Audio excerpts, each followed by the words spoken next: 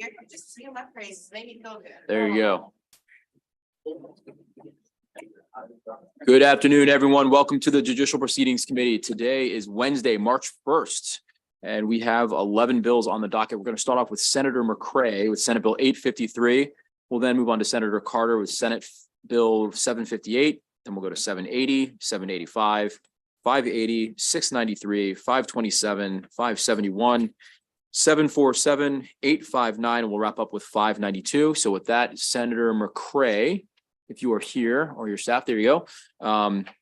We'll start off, welcome, come on up, and we'll start off with Senate Bill 853. If you'd like to bring up your first panel, that would be great as well. If the mayor would like to come up and Commissioner Harrison would like to come up. Good afternoon, Chair, Vice Chair, and all members of the committee. My name is Destiny Bell. I am a staffer of Senator Corey McCray's office. He sends his apologies for not being able to attend today, and we are going to introduce the administration bill, Senate Bill 853. Excuse me. It is with great honor that I present to you this bill. It's cross-filed with House Bill 59. It adds more structure to the pre-existing agency. In the event a defendant is ruled to partake in a private home detention monitoring, the following will go in effect. The system will immediately notify the court when the defendant has been missing for a certain amount of time. It is critical that the Division of Parole and Probation gets notified after missing exceeding the specified time. If supported by all members of the committee, the monitoring agency shall enforce the following requirements: monitor individuals according to the court's orders, monitor those under court orders 24 hours a day, 7 days a week by a private home detention monitoring agency, utilize electronic equipment or other monitoring methods that meet or exceed the standards established by the Secretary. It is imperative to implement enhanced structure and communication between the courts and law enforcement. This will allow for an increase in control and effective orders in relation to parole and probation. For these reasons, I respectfully request your support in approving Senate Bill 853. Thank you.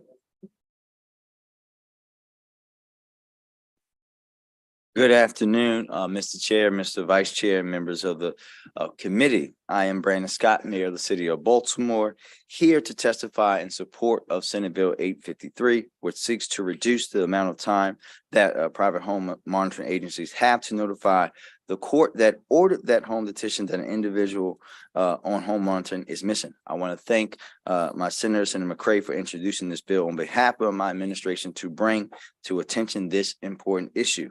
Under current law, when someone leaves their home and is under monitoring, the company that monitors that individual has an initial 24-hour period in addition to a full business day before they are required to notify the appropriate authority. That means that over a regular weekend, someone could have left home on Thursday night into Friday morning at midnight, and the company will legally not be required to notify the appropriate authority until the close of business that following Monday.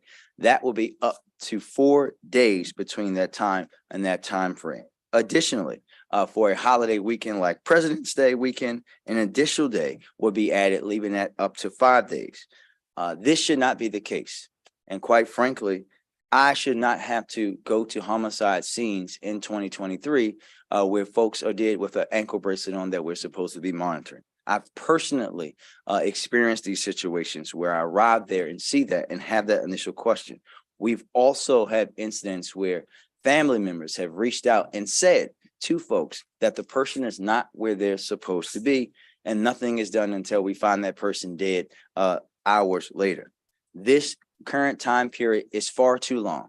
When folks are doing this and are not where they're supposed to be, we can keep them alive, which is the most important thing that we can do in order to rehabilitate them. But we cannot do that with the archaic way that we're operating today. I do want to mention that after bringing this issue to light by introducing this legislation, I've been involved in a much wider conversation around much needed reform throughout this whole system, and are looking forward to working with you all and everyone in state government on that issue in a comprehensive way. But this is something that we can do right now to create a better system so that we can keep people safe and have the ability to rehabilitate them and allow them to enter back into society. And with that, I urge a favorable report of Senate Bill 853 respectfully. Thank you.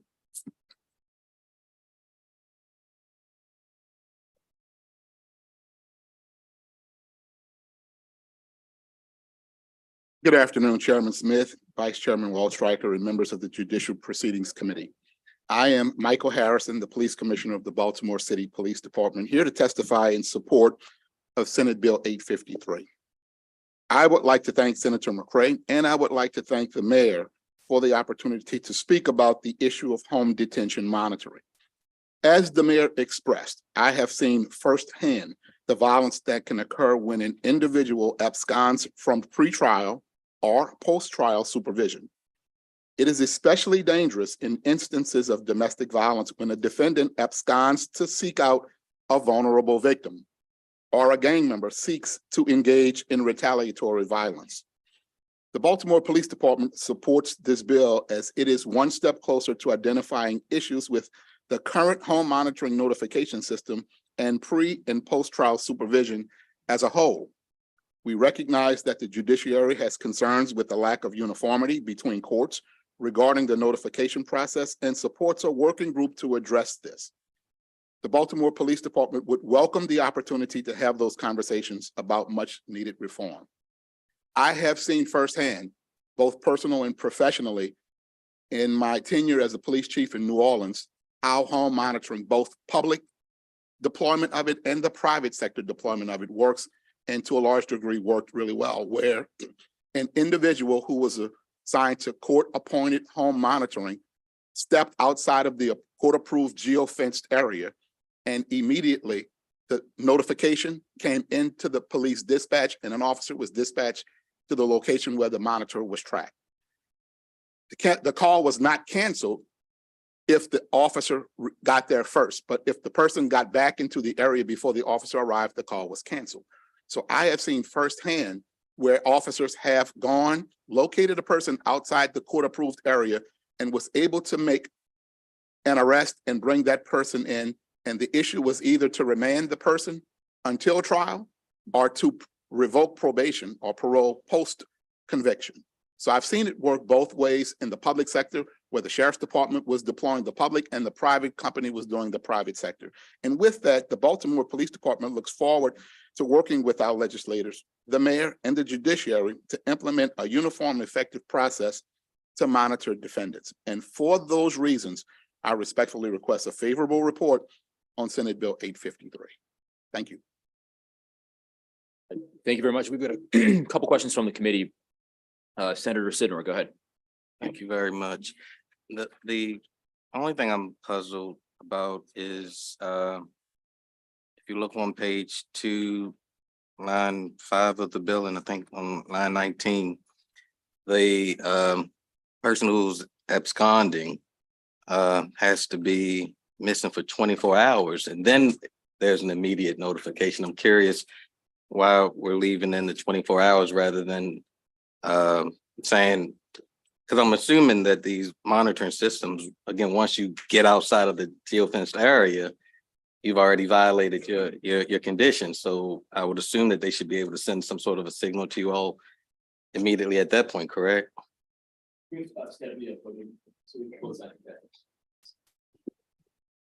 Thank you, Senator. This, we work with Senator McCray to put this bill at 24 hours as a starting point. I would say that neither myself nor the police commissioner would complain a bit if you decided to make that immediate. That would seem to make more sense, right? Okay, thank you. Thank you, Mr. Chair. I think I'm barking up the same tree, which is why can't we make this bill an emergency bill so it'll take effect immediately? Would you all have a problem with that? No, sir, we would not. Mr. Senator, we would not. But I will also say that I do think, and I know you guys have received that, the concerns of judiciary about a task force that was supposed to be constituted that was never done for reasons unknown to all of us here today. I do think that it would be worthwhile for us to have that conversation. But we would not be opposed to having this go into effect immediately, as long as we're able to work out those details between all the different governmental agencies and the private folks to make sure that we're all operating in on one accord and able to carry this out in an immediate fashion. Okay, I'm actually looking at chapter 597 of the laws back in 2021. The General Assembly did create a task force, but I understand that for some reason it never met. And maybe that's because of the pandemic, who knows? It's probably very likely because of the pandemic. I will echo what the mayor said. We both not only would not complain, but highly encourage a speedy response. The model that I have experience with was an immediate response, but there are issues within courts that have to determine whether or not a warrant is required to go and pick up the person, or whether the abscond violates the court order and by virtue of that, an offense is committed and the police have the authority to make an immediate arrest. So there are a few legal things that we need to make sure we are on solid ground with. But we certainly would hope that we could get there to, number one, prevent a person who's on monitoring from becoming a victim of crime, and or prevent that person from offending and or reoffending. Okay, so we could make this bill an emergency bill, and it's still not too late to introduce a piece of legislation this year to reconstitute that study and get it up and running. I assume you wouldn't have a problem if we did that. No, sir. Okay, thank you. Thank you, Mr. Chairman. Mr. Commissioner Harris. Always appreciate y'all coming down. Thank you, sir. Just real quick, staffing, you guys are good to be able to facilitate this, or do you just use this from your own patrol Well, operations? staffing is always a challenge, but Yes, this sir. would be incorporated into a patrol deployment operation. Okay, So if a person absconds and we know that a violation is committed, the goal is to make sure that we can apprehend that person and make sure that that person is remanded. The goal is to keep the person from becoming a victim, or keep Or the person getting- from engaging- engaging in sure. other criminal offenses, or a combination of both. And to wait for a long period of time sort of defeats that purpose. So Yeah. we would hope that we would be able to find a way, with all legal barriers overcome, for us to be able to respond, identify the person, and make the appropriate apprehension. well, I do like the idea that Senator Sidnor had about making this, why wait 24 hours when in that window of time, there's a lot of things that can happen. And I get the same MCAC bulletins that you get. Yes. So we're seeing what's happening, and we're seeing the ages and the offenders and the victims. So I applaud you all for coming forward and trying to find a resolve for this. So thank you. Thank you very much. Excellent. So I just have one question for the young lady from Senator McCrae's office.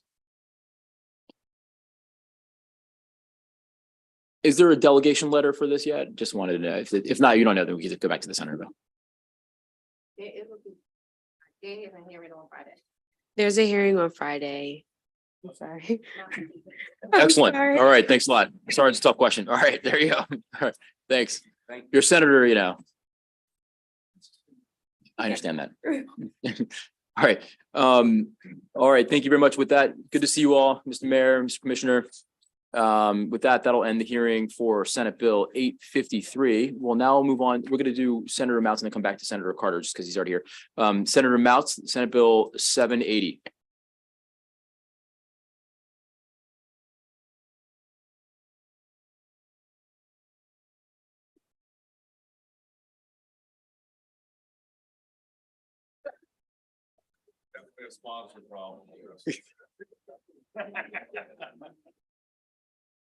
Oh, boy. Thank you, Chairman. Good afternoon. Distinguished committee, it's a great honor to be able to present Senate Bill 780 to you this afternoon. Bill 780 ensures that law enforcement officers who participate in an employee assistance program do so with the confidence that their participation is confidential. This legislation was taken from law enforcement experience from other states and some of the protections they have in other states and that are not currently explicit in Maryland code. So we've taken some of the other language and we've proposed it in this bill to add to our code to make sure that peer support is completely confidential and to help promote it. Chairman, would you like me to call up my witness? And so I brought we have one witness panel, Chief Alan Lowry of the Easton Police Department in Talbot County is here to testify in support of the legislation. He has a lot of experience in law enforcement outside of Maryland. He's very familiar with these programs. And it's with his guidance we put this legislation together. I'd ask for the committee's favorable vote. Thank you very much. Now, Chief Lowry. So I'm Alan Lowry. I'm the Chief of Police of the Easton Police Department in Eastern Shore, Maryland. I've been in law enforcement for 29 years, for only 1 year as of yesterday as the Chief of Easton Police Department. The 28 years prior to that, I was in Arlington County, Virginia. I can tell you from experience that peer support programs work. I had the unfortunate experience during my career of losing 3 colleagues to suicide and other colleagues that I've worked with to mental health issues that they were not able to recover from and continue to work in. And it was at that time that finally our department got serious about mental wellness with police officers.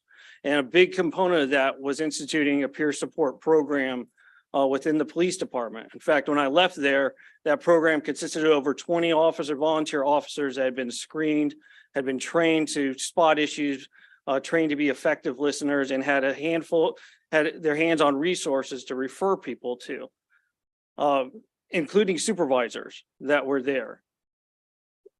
I'm here in support of this because I know for a peer support program or any type of mental health program to work for law enforcement, it has to be confidential. And when I read this, when I read the code from last year and it only said a confidential service, as an attorney, that immediately rang a bell for me. Because we know as we look at Senate Bill 527, right, which is Public Safety 7, Section 7-404, that you are very explicit on the privilege of non-disclosure for firefighters and EMS and peer support teams. When you look at the Courts and Judicial Procedures, Section 9-109, you're very explicit when it comes to patient therapist privileges. When you look at that same code section under Section 9-111, clergy privilege, the General Assembly has been very specific about putting that out. And I encourage you to be the same for police officers, spell it out, not just using the word confidentiality. Thank you very much. A quick question on page 4, lines 1 and 2. I'm curious the need for that particular exception, if you already have the exception on page 3, lines 29-30. Just curious what you're trying to get at there. I'm sorry, could you repeat that? Sorry, I couldn't. follow So there is an exception to the rule of of keeping the confidences, where it states that I guess it can be disclosed if the disclosure is authorized by each party who was a participant in the communication. So I'm assuming that's the officer and the medical provider. and the provider, or in a peer support program, it would be the trained peer of the peer support team. So part 2 says the communication was made by the participant and the disclosure is voluntary. So I mean, I guess what I'm thinking is if the participant pretty much controls disclosure under part 2. So why do you need 3 where you have to have the participant authorize it as well as somebody else that isn't the participant?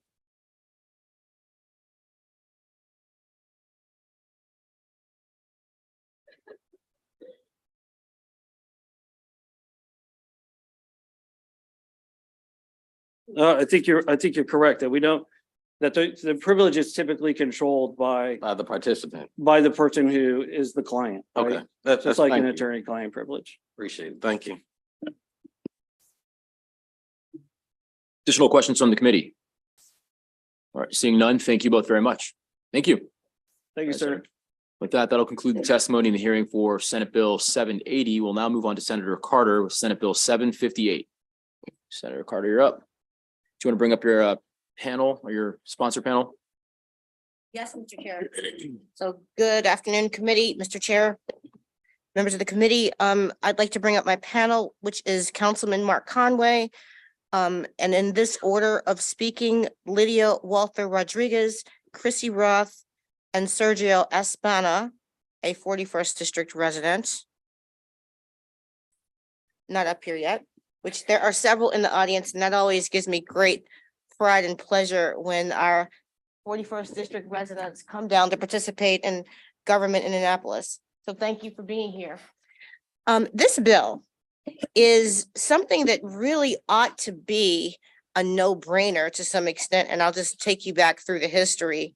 It's about the local control of police, and some of you may remember that in the 2021 General Assembly session, we passed legislation to reestablish the Baltimore Police Department as a city agency, and it was provided that residents ratify it through the city charter. Well, in November 2022, residents ratified it through the city charter. Baltimore residents overwhelmingly voted in favor of making Baltimore Police Department a city agency. Of more than 132,000 Baltimore residents who voted on question H, the local control ballot measure, the vast majority, over 82%, favored it. So why are we here today? Well, as a result of January 1, 2023, the Baltimore City's Police Department is a city agency. However, the city council is still powerless to legislate much needed reforms to the BPD. So the General Assembly, us, we must still, we can't wash our hands of it just yet. We must still make one more change in the city charter to enable local control, as the city still does not have local control. The General Assembly has to pass Senate Bill 758 to remove one line in the city charter which prohibits the city council from infringing on the power of the police commissioner. The federal consent decree mandated that the formation of a civilian oversight task force. That civilian oversight task force, through the consent decree, made recommendations to strengthen police accountability and police community relations. In its 2018 report, that task force wrote, "The Baltimore Police Department will never be fully accountable to the residents until full control of the department is returned to the city." The task force stressed the importance of city council having legislative power and recommended that such change must happen with all deliberate speed. Well, that was in 2018. Here we are in 2023, and it's still not fully realized. I urge this committee to implement the will of the people of Baltimore, clearly expressed in the last election, by immediately passing this bill. I will just note for the record, when you hear either opposition or other explanations, there's been conflicting legal opinions, but the most recent iteration is completely inconsistent with what we had seen before. And so I believe, along with the panel that is here, as you'll hear from, that this bill is necessary. Thank you. Mr. Councilman Conway. No, you're for members of the committee. No, I'm sorry. No, Councilman Conway, then you. Oh, sure. Thank you, members of the committee, and thank you, Chair Smith, for the opportunity here to testify on behalf of Senate Bill 758. My name is Mark Conway. I am the councilman in the 4th District of Baltimore City, and I chair the Public Safety and Government Operations Committee. And Senator Carter has given a lot of background on this bill. I think we are here today because of a decision made in the 1860s at the dawn of what was then an early civil war here in our country, and our police department was taken under control by the state in order to stop maybe some illegal proceedings to control elections. Those circumstances are no longer the case. Those are not the problems that we see today. And some of the dysfunction that I think we see with the ability to manage our police department has come into play today. Notably, some of the things that we see today was very recently an effort by the city council to institute body cameras. That bill was struck down because of course, Article 2 within our city charter, which does not allow the city council to write laws that govern our police department. Today, we are now in a position where, thanks to the work of this committee, thanks to the work of this legislature, the Baltimore City Police Department is a city agency. However, we still don't have the ability to write laws to affect it. The Public Safety and Government Operations Committee held a hearing last Tuesday to dig into this problem, to understand what it would take for us to actually have complete local control over our police department. And we found a couple of things that would probably be of interest to this committee. While the Baltimore Police Department is a city agency, and the city council does not have the authority to write laws, neither does this body, because it is a city agency. So at the moment, the Baltimore City Police Department sits in limbo. No one has legislative authority, specifically legislative authority over the police department, presenting a problem. So once that came to mind for me, I realized it was incredibly important that I come today to support this bill, which you'll hear from everyone today. And as Senator Carter alluded to, this is an obvious, I think, next step for the city. It should be, I hope, an easy decision for this committee, and I urge your support. Thank you. Thank you, members of the committee and chair. My name is Lydia Walther Rodriguez. I am a Baltimore City resident and Chief of Organizing and Leadership with CASA. Additionally, a co-convener of the Campaign for Justice, Safety, and Jobs, a Baltimore-based community coalition with over 30 organizations. For over a decade, member organizations of CGSJ have uplifted thousands of Baltimore City residents' voices, advocating for Baltimore City to have local control of its police department, a right that every single jurisdiction has in the state of Maryland except Baltimore City. In the fall of 2022, CASA, CPP, and the Campaign for Safety, Justice, and Jobs member organizations launched a door-to-door community canvass, raising awareness and reaching over 37,000 voters.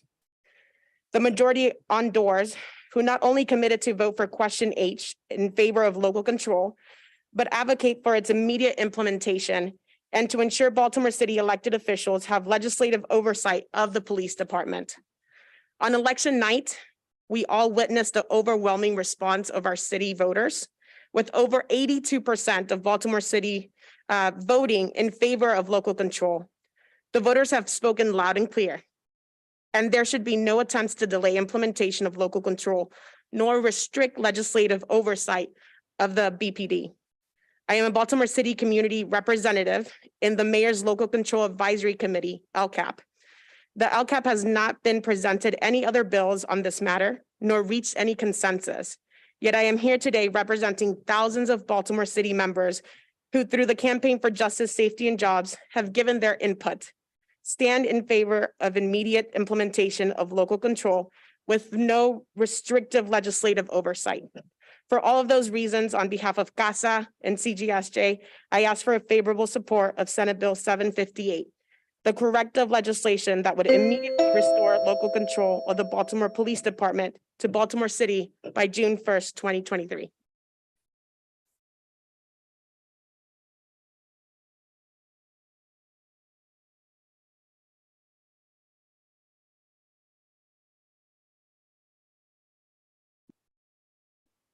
Good afternoon, Chair Smith and Vice Chair Waldstreicher, and JPR committee members. My name is Christina Roth, and I am Senior Policy Associate of the NAACP's Legal Defense and Educational Fund, or LDF.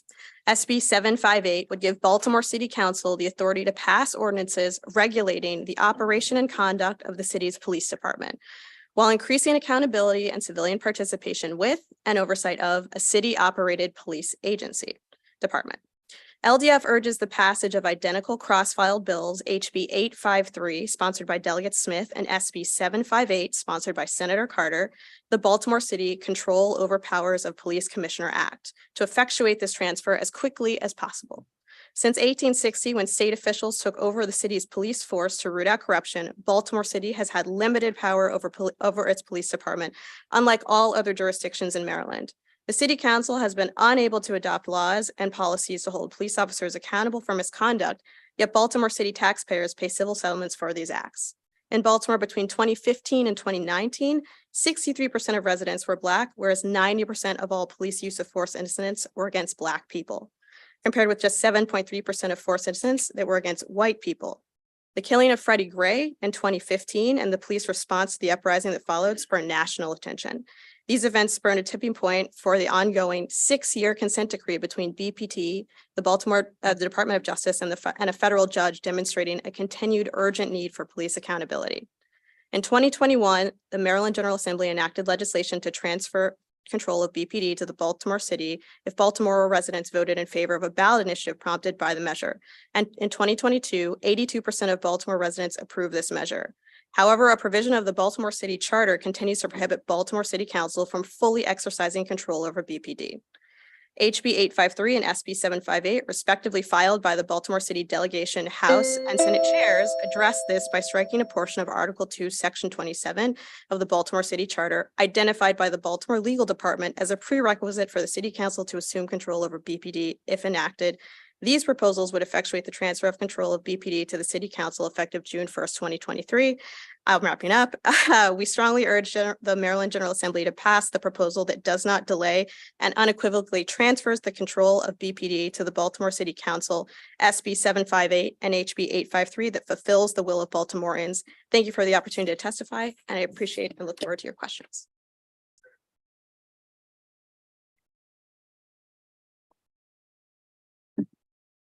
Thank you very much, Chair Smith, Vice Chair Wallstreicher. Just want to start by apologizing about my outfit. I've got 2 kids with norovirus and had to do a very quick adjustment to make sure I got here in time. So with that said, my name is Sergio Spania, Director of Engagement and Mobilization for the ACLU of Maryland, and a proud 20-year resident of Baltimore City, currently in District 41, represented by Senator Carter.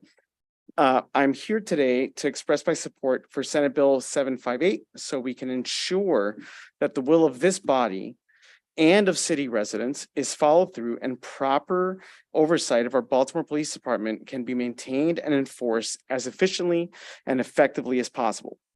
In 2021, this committee helped to pass the initial local control restoration bill that called for a ballot measure before transfer could take place.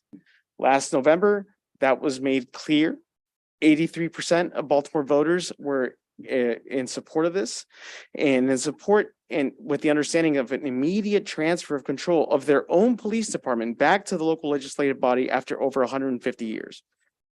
During those decades, we have seen the consequences of a lack of consistent local oversight, resulting in low police morale, instances of gross abuse of power at both the individual and department level, and a lack of trust between residents and the police. As was already mentioned, but just to reiterate, as the consent decree's own Civilian Oversight Task Force report in 2018 made clear, without the BPD will never be fully accountable to its residents until full control of the department is returned to the city. Now that y'all have done your work, that residents have spoken, the only thing needed is a very minor amendment to Article 2 to ensure that legislative oversight is transferred to Baltimore City Council. At the most recent Baltimore Public Safety Committee just last week, both the chair of the Local Control Advisory Board and the representative from City Law Department agreed that this is the only edit needed to restore immediate legislative oversight after both the legislature and residents have made their decision resoundingly clear time and again, year after year at this point. I know I'm over time, so just the last thing that I'd stress is that we must remind ourselves, Baltimore residents are more than capable of protecting themselves if they're actually given the tools. Just look at some of the successful crime reduction strategies that Commissioner Harrison just spoke to last night when there were partnerships with community residents. It's effective when there's as much local control as possible. And our folks are at the ready for it. And it's a very small edit and it's time. Thank you very much. We have a couple questions from the committee. As a PSA, just if you're feeling under the weather or you've got sick family members, we do have a virtual option. So please stay home, keep us all safe. Please, please, please. All right. On that note, we'll start off with Senator West. We'll go to Senator Muse. Actually, sorry. Senator Washington was first. Senator Washington first, then we'll go to West and Muse. Thank you, Mr. Chair. And Senator, thank you for the bill. I have a question for Councilmember Conway. When the department became under the regulation, became a city department, why didn't this happen at the same time? Do you remember? That's a great question. That was actually one of the things that I urged that we just do at the same time. We instead decided to take a different route by which the city would do a ballot measure. That ballot measure passed with overwhelming support, which is why we now have it as a city agency. 83% of city residents agreed that this was the time to do it. That said, we expected to have the report and recommendations from our local control board last December. They're run a little bit behind, but that shouldn't stop us from making this change, specifically because right now no one can write laws for the Baltimore City Police Department. Yeah, thank you. And I was looking at the list of letters of support. I saw your letter, which was a great letter. I didn't see the letter from the council itself. Is there a letter forthcoming from the council in support? On Monday, the council passed an immediate resolution for adoption supporting this effort. Awesome. And this is for Senator Muse. Which fraternity are you in? The only one that anyone should join, Alpha Phi Alpha fraternity. That's what I thought. Thank you. That was I hope ice we can still get your cold. vote. That was ice cold right there, man. Ice cold. All right. Senator West and then Senator Muse. Thanks, Mr. Chairman. I'm just looking through the Baltimore City Charter right here, and I'm trying to find a section which talks about amending the charter. There is no such section that I'm able to find. So, because when I looked at this, it just mystified me as to how the Maryland General Assembly has the power unilaterally to amend the charter of Baltimore City, which is what this bill purports to do. Can you elucidate what's going on? Do we have the power to unilaterally amend the city charter? That's an excellent question. I'm glad you asked it. So very specifically, Article 2 within the city council, the city's charter can only be amended by the General Assembly. That is the one thing that we cannot change as a city. Everything else within the city charter can go to a ballot measure. Interesting. All right. Thank you. That's helpful. Yeah. Thanks.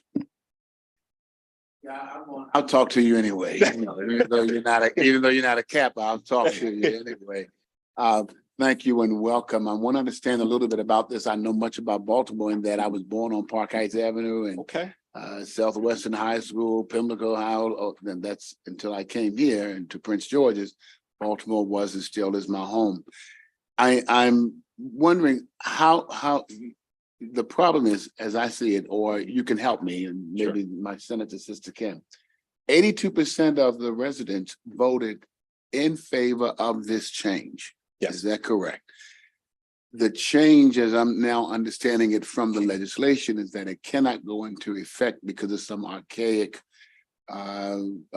sentence that's in your charter that does not even give you the right to change your charter. And of course, is that, I mean, unless you come to the Sort of. Okay, help me with So to be very specific, Article 2 of the charter can only be amended by the state legislature. Gotcha. In Article 2 is this provision stating that we cannot write laws that govern the police commissioner's ability to do his job. That causes a number of, issues for us. For instance, the body camera bill. The mayor came to us last year about redistricting, things like that. Basic work of the police department can't be done. Now we don't know what will happen in between now and whenever, Right. but that's why that's important. So we can't write laws because of that provision in Article 2, and that can only be changed by this body. Okay, I've never heard that before. I'm glad you did, that you brought that up, and thank you for the bill. I think 82% of your citizens say anything, there ought to be a way to get it done. And so that's what we were going to figure out, and I want to help to do that as well. So thank you, my cap, or you're not cap. Is that? Thank you, Mr. Chairman. So Senator Sidnor, another alpha in the House, asking another question. How you doing? How's it going? Do you all have or are you at the liberty to share the legal opinion? Because I'm assuming you got one from your From the law counsel department. that you could share with us. I don't have the legal opinion yet. We did have this discussion at length in our hearing on Tuesday, in which they clarified and verified all of these pieces. We sent an email maybe a day or two ago to get that legal write out, but we can surely get that to the committee as soon as we get that information. Thank you. Yeah. My question is for the sponsor. Yes, sir. Hi, Senator, you mentioned on the previous bill, I think there was a question about the delegation letter. Do you have a delegation letter for this bill? It's still pending before the delegation, and you'll hear, I think, from the, one of the panels behind us, maybe some differing views. And I felt that, first of all, I wanted to wait for the city council resolution that has now occurred before the delegation took action. So the point is, it's pending and it should become forthcoming. Okay, and speaking of the resolution, I don't know how Baltimore City resolutions work. Are those signed into law by the mayor? No, this is a council resolution done for immediate adoption. So Okay. this is something that all council members voted in favor of. It doesn't need the signature of the mayor. It's a statement of the body saying that we support it. Understood. Yeah. And for Senator Carter, so I know the mayor is actually here today. So has the mayor issued a letter of support for the bill? Not at this point, but it's so interesting because I don't think he's still in the room, but he's got some people from administration I think are going to testify. The mayor actually, as a council person, was the orchestrator at the beginning, the orchestrator, originator of this entire effort for local control like a decade ago, before he was even council president. So I don't think there is a difference of opinion that this must happen. I do think that the administration has a view of not having it happen immediately and in the way that it would happen if we strike this line, giving us power, blocking the council from writing laws. I think that is the sticking point for the city. Got it. All right. So if you could get us a delegation letter and a letter from the mayor in terms of the mayor's position on the bill. Thank you, Senator. If I could. Thank you. Sure.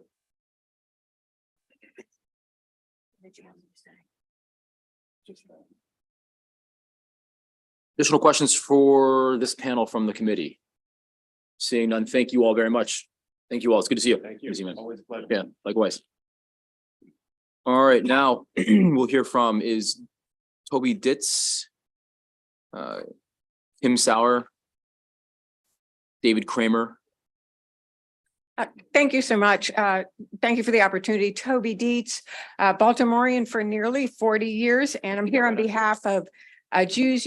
Oh, was I not supposed to talk yet? I'm sorry, no, that was excellent. I wish Thank people you. were that efficient. All We'll right. get you, we'll start you over again. We'll start you over again. Sorry, no, that was excellent. Sorry, it's My- 3 years since I've been Don't here. let me interrupt your flow. Go ahead. So, yeah, so I'm here on behalf of Jews United for Justice. We organize more than 6,000 people statewide. And along with our coalition partners, we do support SB 758 because it removes that restrictive clause you've been hearing about, does it effective June 1, 2023, and does it fully and cleanly. Now, of course, in accord with your enabling legislation of 2021, Baltimore residents did vote overwhelmingly for the city charter amendment favoring local control. You've just heard about that too. But now the Baltimore Police Department is a city agency in name only. We're still the majority Black city in Maryland, which does not have the power to legislate for its police, the only locality in Maryland without that power. Baltimore voters know this isn't right. We know it's not just on self-governance grounds. And I have to tell you that they're stunned and angry when they first hear that their vote in November was not enough. Just yesterday, a friend writes to me, "You mean my vote didn't even count? Was it just an opinion poll?" So our limbo state currently is really undermining our trust. And I also want to say there's no credible reason for further delay. That small procedural adjustment to the city charter apparently could have been made in 2021. Now that's water over the dam perhaps, but there's certainly no legal obstacle to doing it now. And if you fail to lift it completely, it would feel like a bait and switch to these voters who've been waiting so long. Finally, once Baltimoreans do have this legislative tool, our local institutions, our council, mayor's office, civilian oversight bodies, they're more than equipped to handle, and the existing structures of the BPD, we're more than equipped to handle full and immediate implementation. If people in Baltimore want to change existing public local laws or to make other changes, we can do it after we have local control. So Baltimoreans have spoken. Please issue a favorable report on SB 758. And apologies for jumping the gun.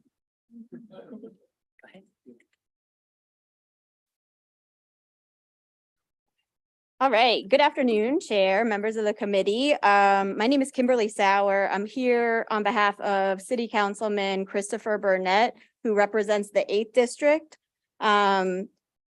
He could not be here today because he's in committee, but sends his regards.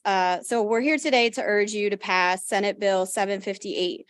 The lack of control continues to hinder the efforts of the council in passing policies related to policing and crime. Like Councilman Burnett's efforts to expand transparency and build regulatory guardrails for departments' use of facial recognition technology and other types of surveillance technology.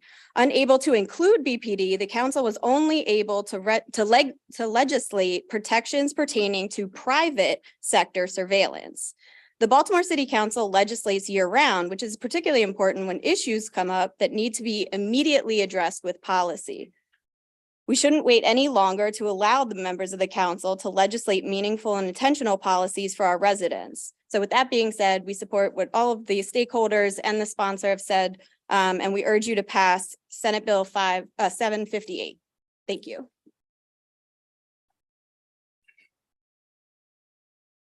Good afternoon, Chair William Smith and Vice Chair Jeff Waldstreicher and other members of the Judiciary Proceedings Committee. I'm here in favor of Senate Bill 758. My name is David Kramer, and I was born in Baltimore and have spent my entire life as a resident of the city. I'm now in the 43rd District. I am speaking on behalf of Surge, Baltimore. We are a local chapter of the National Showing Up for Racial Justice. Our 4,000 member listserv covers Baltimore City, the county, and Howard County. 2/3, though, live in the city. We are a group of volunteers working to mobilize white folks as a part of a multiracial movement for equity and racial justice in Baltimore. We are working in coalition with the Campaign for Justice, Safety, and Jobs on this bill. Every relative, neighbor, and the many that I canvassed as part of the canvassing effort that you heard earlier last October, when confronted with this, were actually surprised that Baltimore City didn't have control of their own police department. And when informed of that fact, all of them supported the city ballot measure that was passed last year. Back in 2014, when the city council tried to institute body-worn cameras, I was surprised to learn that they didn't have the authority to do that. And I only learned recently that the city council passed a requirement for all city departments to introduce trauma interventions, except for one, the Baltimore City Police Department, which is at that time still an agency of the state. Several years ago, I was actually in these very chambers making this same request for local control. I was here with actually Mayor Scott when he was a councilman. I'm glad to see my own city councilman, Mark Conway, is here today in support of this effort. We support this effort to pass it. We pay taxes. We're paying for the city department of police, and we deserve to have control over it. Thank you very much. Excellent. Thank you very much. We have a couple questions. Senator Muse is up first. Thank you very much. And I don't know to whom this question should go, but let me preface the question because I'm going to ask it of you, and I'll certainly ask it of the opposition as well. It appears to me that if 82% of the citizens say anything, that we should be moving, that any politician especially will be moving heaven or hell to make it happen. I don't understand how 82% of citizens can say they want something and then it not happen. That's just me. Who controls it? You say that the council does not. Who has control of the police department other than this sentence? And if this sentence is the only thing that needs to be removed so that the will of 82% of the citizen's voice can be carried out, seems to me that's what everybody should be working to do. Who controls it? Who can answer that? You sent it to me, right? Well, I think Councilman Conway had mentioned earlier that right now we're in a limbo because of that that one component of it. Okay. And so previously, obviously, everything was brought to the Maryland legislator, but the council is supposed to have authority as of January 1st. Okay, I've never seen a charter set up. I think I understand what you said, but normally the majority of the citizens control. And their say is the will of the people is what carries. I don't understand, but if removing this one sentence, if I'm correct, you're saying would put the control back into the hands ultimately of the 82% or of the people who said, this is what we want, regardless of an archaic charter, regardless of what a few may say. If that's the will of the people, and you're saying this sentence is the only thing that stops that from happening, so that you all are in line with everybody else, with the majority rules, I think that's what I hear you saying. Is that correct? Right. So In your words, Senator, for me, it's a no-brainer. In the words of Senator Carter. right, because the everything's- transfer isn't completed yet. Right. So while the voters voted for it, that actual transfer is Right. being blocked by that language. Thank you. Thank you very much. Thanks. I'm going to ask in a minute the same question I asked earlier about a bill, but let me start out with a little page of history. So 2 years ago, we got some bills dealing with policing in Maryland. I had my own bill. Part of my bill was devolving the power to control the Baltimore City Police Department onto this mayor and city council of Baltimore City. So did other bills. My bill wasn't ultimately passed. It was a different bill that got passed. I think it was a bill that came to us from the House. But anyway, the language in that bill was the language requested by the leadership of Baltimore City. It didn't come from this body. I thought at the time we should proceed as fast as we could. For whatever reason, the city didn't want to go that fast. And so that's why we're here today. So that's a page of history. We are here today. So here's the question I asked a few minutes ago. Why shouldn't we make this an emergency bill? I see it takes effect on June 1st. Why don't we have it take effect as quickly as possible? Is there any reason why we shouldn't do that, Senator Carter? Yeah, okay. I feel the way today I felt 2 years ago. Let's do it as quickly as we can. Thanks.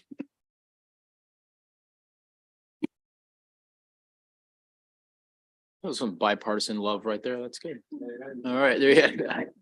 All right, further questions from the committee? All right, seeing none, thank you all very much. Thank you. All right, did we hear from Sergio Espana? Yes. We did hear from him, that's right. He was up front, that's right, that's right. Robert Farrell, Dana Moore. And then I know that we'll bring you up from the mayor's office in 1 second. Yeah, there you go.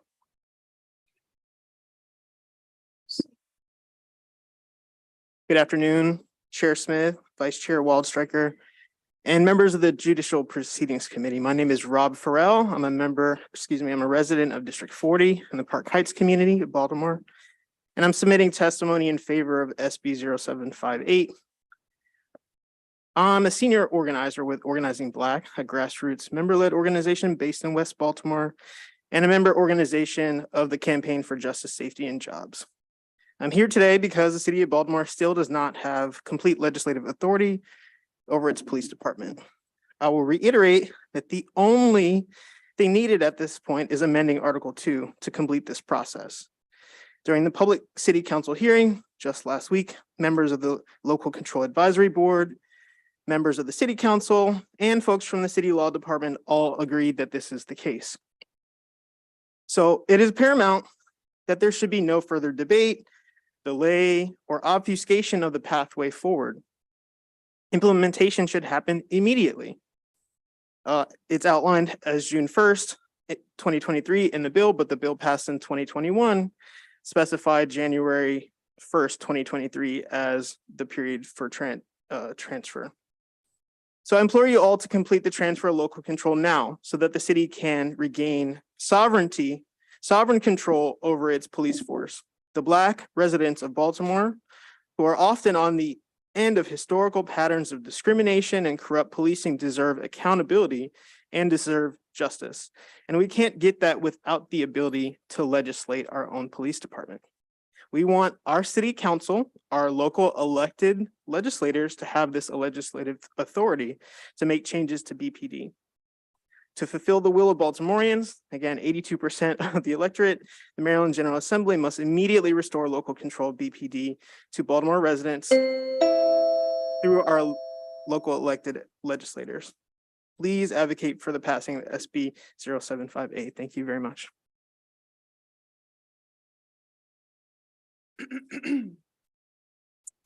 Good afternoon. My name is Dana Peterson Moore. I am the City of Baltimore's Chief Equity Officer. I'm the Director of the Office of Equity and Civil Rights, and I'm also the Chair of the Local Control Advisory Board.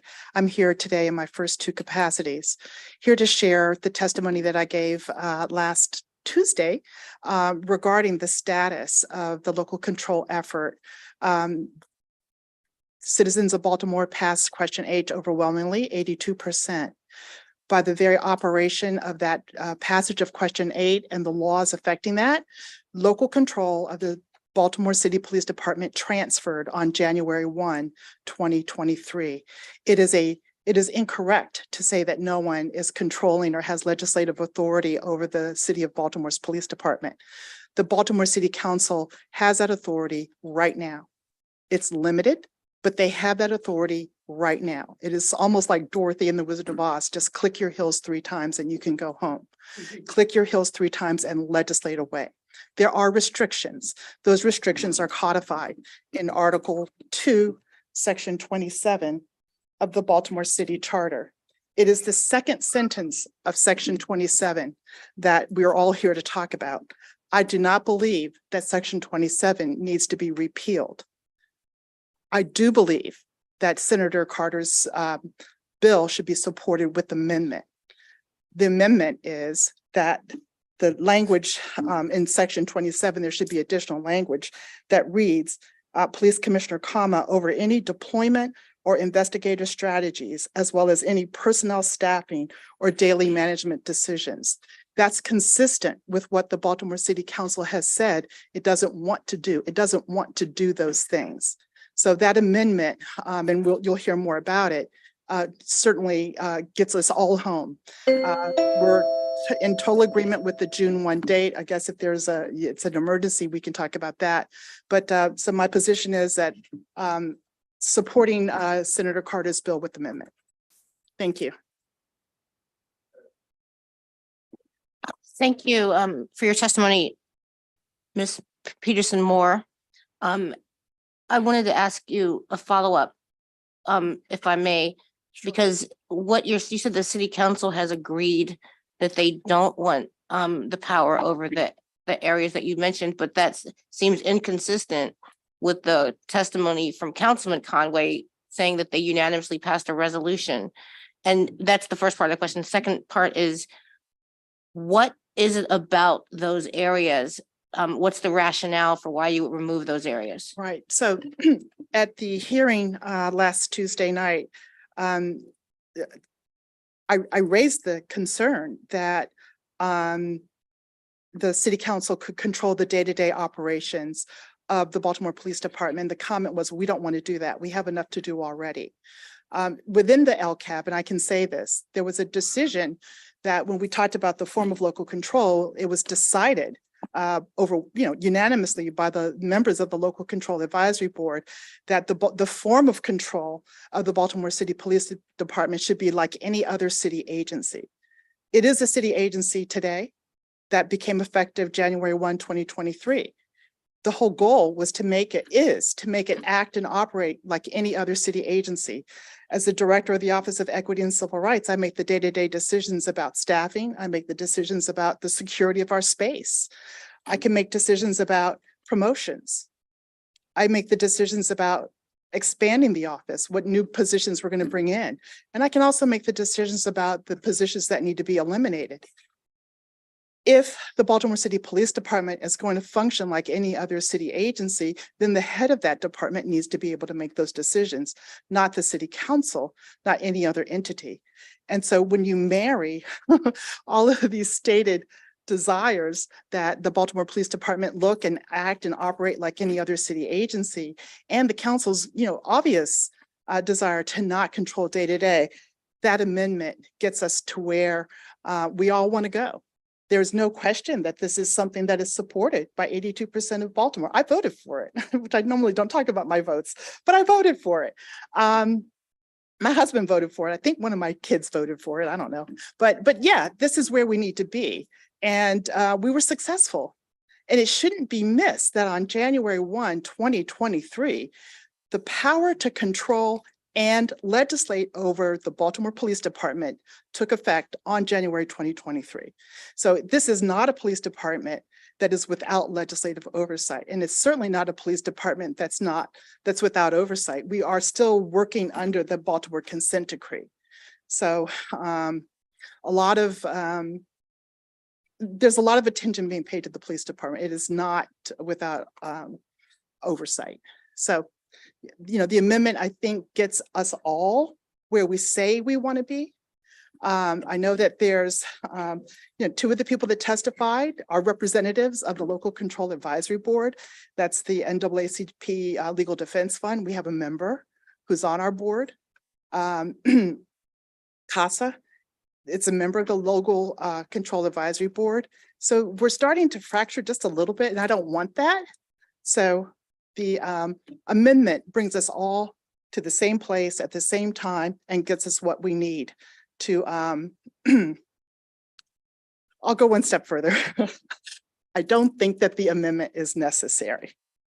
I mean, I don't think that the bill is necessary. I think that right now, the city council can legislate over the Baltimore City Police Department. There are limitations, there's no question.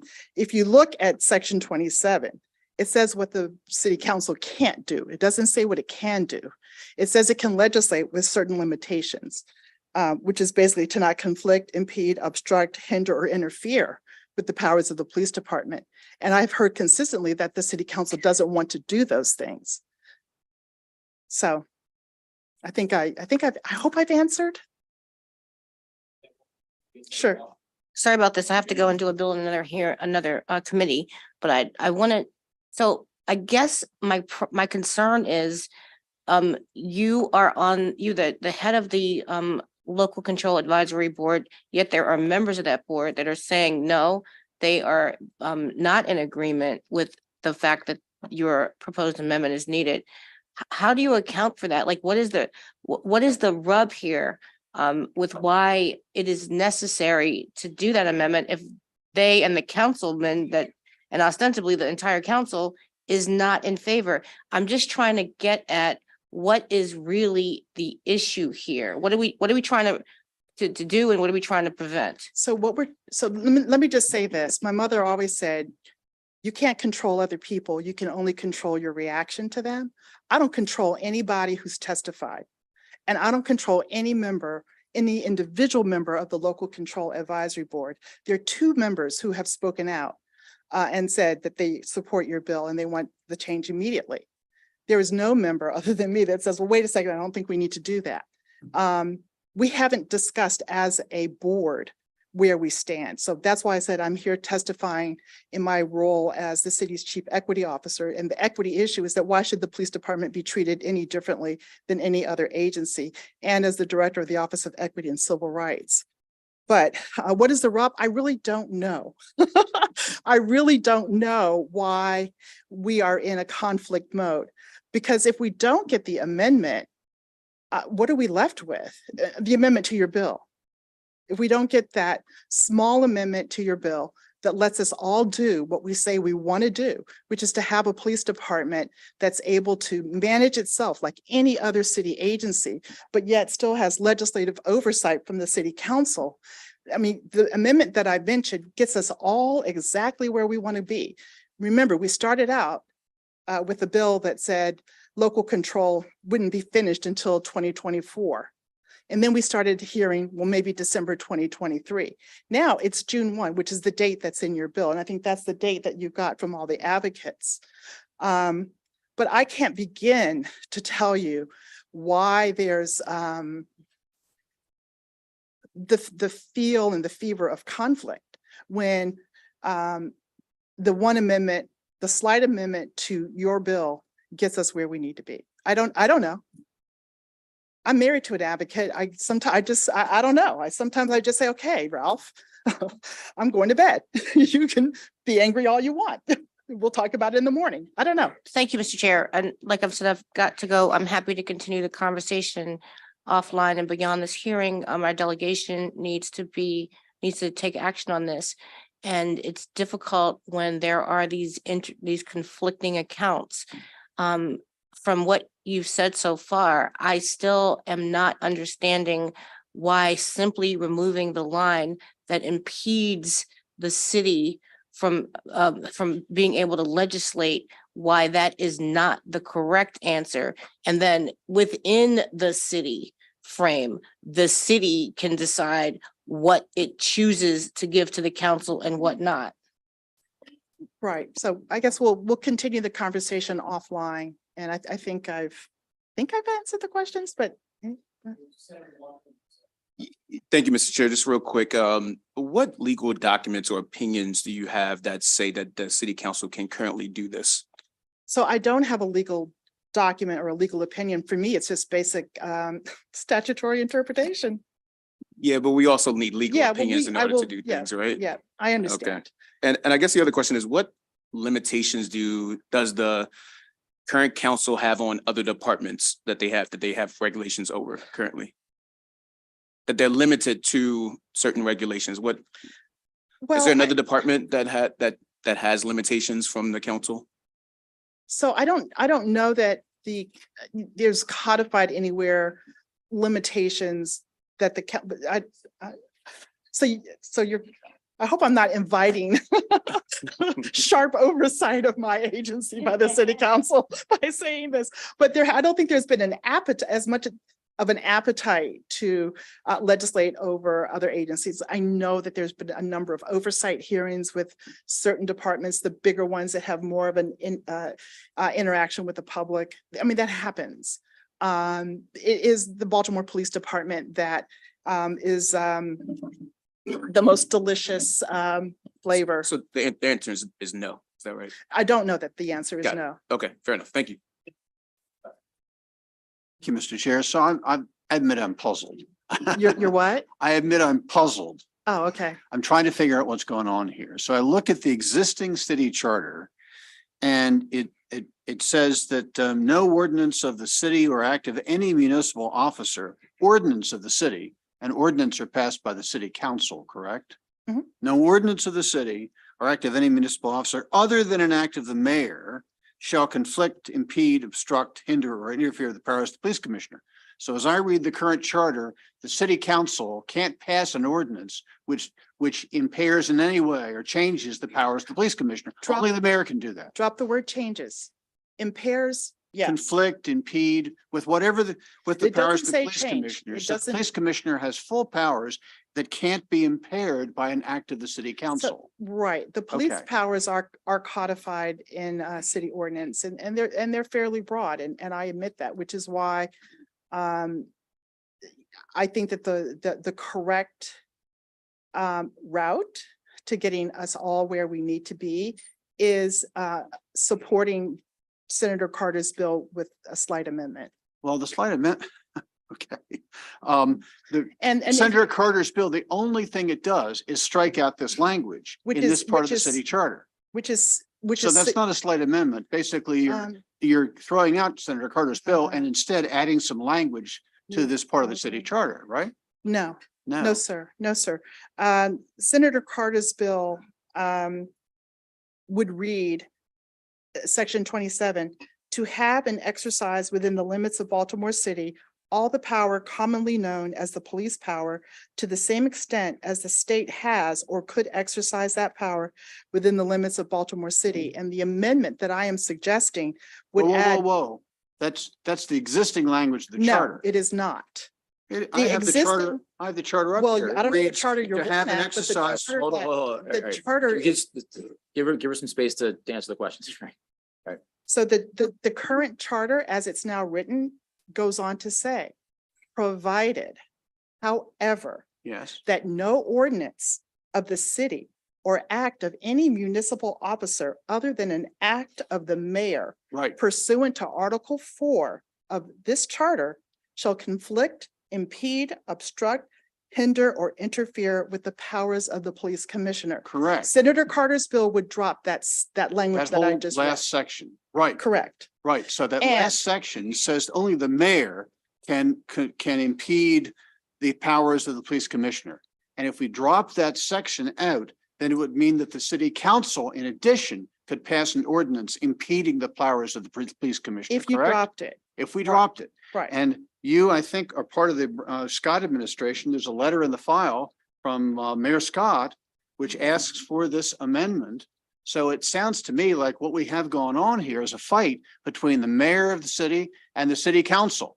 And the mayor wants language here that gives him the right to control the police commissioner, but not the city council. And the city council wants language that would give the city council the right to direct the police commissioner as well. Am I right in that? So the language that I'm suggesting would add, in addition to what is currently in the charter, a few lines that make it clear that the city council would have broad legislative power, but not over deployment of or investigative strategies, as well as any personnel staffing or daily management decisions. Okay. So they would be able to do everything else except in layman's terms, run the department on a day-to-day basis. Bottom line, Pardon? my last question, or my last suggestion is that the mayor and the city council need to sit down and talk and come up with a consensus as to how they want us to act. And then we will act. In the meantime, I don't think I want to take a position favoring the mayor on the one hand or the city council on the other. I would prefer the city to get its act together, to use the vernacular, and come to us and tell us what they want, so we can give them what they want. All right, so sir, the city very much has its act together. The fact that we were able to work together and get question H passed is a strong demonstration of how well Baltimore City is functioning. And I can't stand here as the chair of the LCAB, as the director of the Office of Equity and Civil Rights, and as the city's chief equity officer, and let a comment like that stand. We have our act together. The fact that we're here, All right, and so- hold on. The Okay. fact that we are here and asking for help to get this last thing done shows you how much we have our act together. Right. We can't control other people. Senator, We what- can only control our own May I destiny. try for a second? Go ahead. Thanks. No, thanks. I appreciate it. I mean, Senator West, yeah. The city, that's not even for us to decide whether city, I think. I agree with yeah, you, sir. So, but Senator West, his line of question does tease out the obvious, which is that there is a dispute between two branches of government within the city. And, you know, we earned knowledge and experience from 2 or 3 years ago from this committee. And that we used this phrase before it was cool with Ukraine, was with nothing about Baltimore without Baltimore. And so we always defer to the delegation to suss these things out before they come to our committee. And there's obviously what Senator West is pointing out is that there's obviously, which is the obvious, there's obviously a dispute. And so, we will defer to the delegation and their wisdom, and to the mayor and to the council members to figure this out, and we'll move forward from then. So I just want to make sure, I agree with Senator West in that regard. Right, I appreciate it. Point well taken. And there's a lot of conversation that's happening, and there's a lot that's happened before we all got here today, and there's more that will happen afterwards. So I thank you for the time. Thank you for coming down and for your Sure. testimony. And I know what my colleague said, and what he meant was, I'm sure when you have the council and the mayor saying two different things, it's okay to say, get the act together. It's not anything on the city. That's my city too. It is come down here with a message. Here's the message that's more important to me. 82%. You need to find a way to make the will of the 82% work, bring that back. Other than that, the delegation, the senator, I think they'll do that. And I don't think any wording that's archaic, any wording that's in any charter or anything else should supersede 82%. I hear what you're saying, but I know you'll figure out a way to get it done, but thank you for coming. Sure will. And just if you take nothing away from what I've come here to say, 82% voted, 82% were successful. On January 1, 2023, the city of Baltimore's police department became a city agency. And I believe very strongly the city council has the power to legislate over this police department right now. What we're arguing about is the scope of that oversight. And my colleague said it, a legal opinion. I understand your opinion, it may be your opinion, but our job is to do it Right. according to the law. So we need to know, is your opinion actually in line with a legal opinion? It is. And which yes. opinion is it? And right now, you're saying you don't Yes. have a legal opinion on Yes, the it's amendment. coming, just at like all. the delegation letter and Okay. everything else. It's all Thank you. coming. Thank you, you're very Yeah. kind. Thank you for listening. It was a real pleasure. Thank you. Thank you very much. Do we have, Appreciate it. we have one more witness, I think. Is that right? Yeah. Is Nina here? Lemus, Nina? Did you want to testify or I didn't? Okay. Oh, she is? Okay. A written, okay, Makes sense. excellent, thank you. All right, is anyone else virtually here? All right, so with that, that'll conclude the testimony and the hearing for Senate Bill 758. Thank you all very much. We'll now move on to, is Senator Heddleman here? There she is. Senator Heddleman with Senate Bill 785.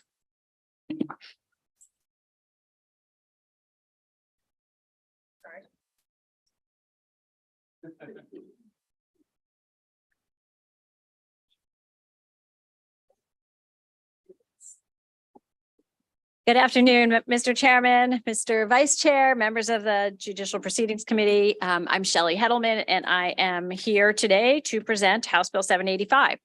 So the idea behind this bill started a couple of years ago when I and a colleague across the street put into the budget language asking the Department of Emergency Management to look at addressing the issue of domestic terrorism and violent extremism. And they delivered a report, an 80-some page report in December of 2022, and they made a series of recommendations. What this bill does is to codify those recommendations and to continue the work of this task force by creating an office within the Department of Emergency Management. And I want to just talk a little bit about kind of the participants, one of whom you'll hear from today. They included a broad cross-section of state level folks from the legal community, law enforcement community, intelligence community, school safety folks, and institutions of higher education. We are blessed in Maryland to have a center on domestic terrorism at the University of Maryland at College Park. We had those professionals involved, and they put together a series of recommendations that are in this bill. Unfortunately, we know that the instances of violent extremism are on the rise. Only a few weeks ago, we heard about the recent arrest in Catonsville in Baltimore County and my county of somebody who was plotting with someone out of state to blow up substations around the county. Fortunately, our federal officials got to those folks and prevented that travesty from happening before it did.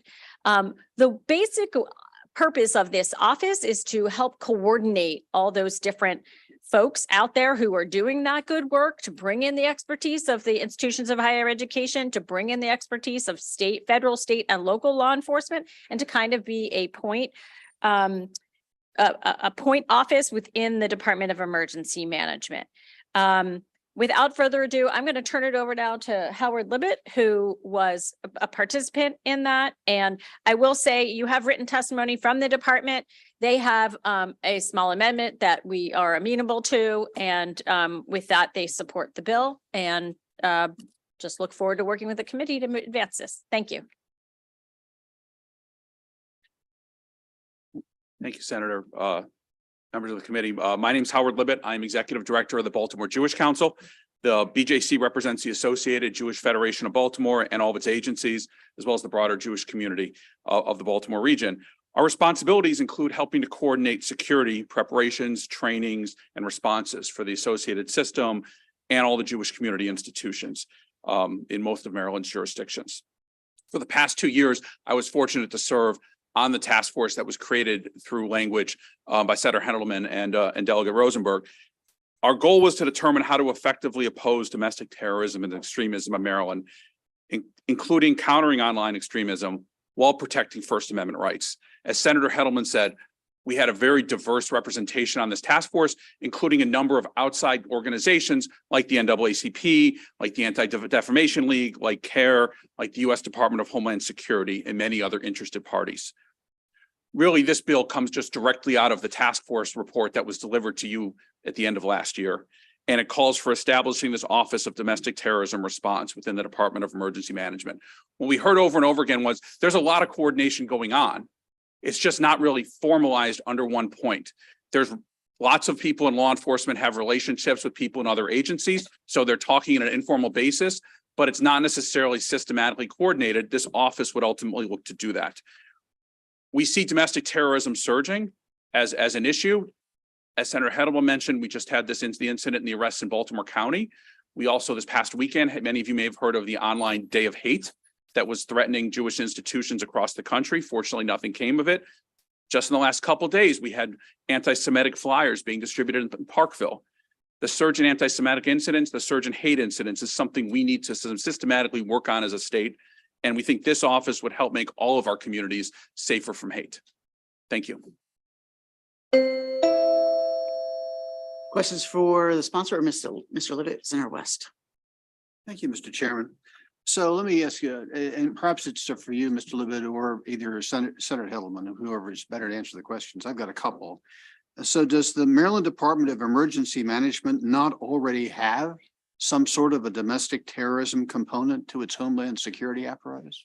They don't have a specific office as part of it. They acknowledge when the task force was put together, it was clear they were the ones to quarterback it, but to have something specific so that all of the other agencies are clearly aware that things should be going to them, that they should be the convener.